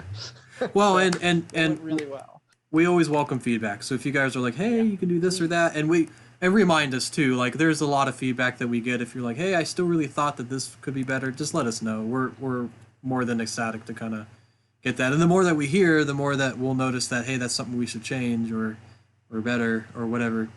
So so yeah, let us know. And then again, like, if you want to hang out at the general channel on Discord, we'll be hanging out there for a little bit. I'll get some. I'll probably use the restroom first and then hang over because I gotta go for as long as we've been going. But yeah, super exciting stuff. And yeah, so we'll keep you guys in there, and then we'll just, I guess, see you guys in the next meeting. So Very cool. Cool. Thanks everybody, and we'll catch you later. Thanks everyone. And I will do See you around. Thanks. my ending thing. Now, just like everything else, you guys are gonna still hear us. And I figured I'd leave this up for a little bit because I don't know how to change the audio. Maybe we'll figure it out sometime. But yeah, definitely if you want to catch us, check out thecog.com. You see more events like that. So, all right. Thanks everybody. We'll catch you later. Have a good Thanks. weekend. Cheers. Bye.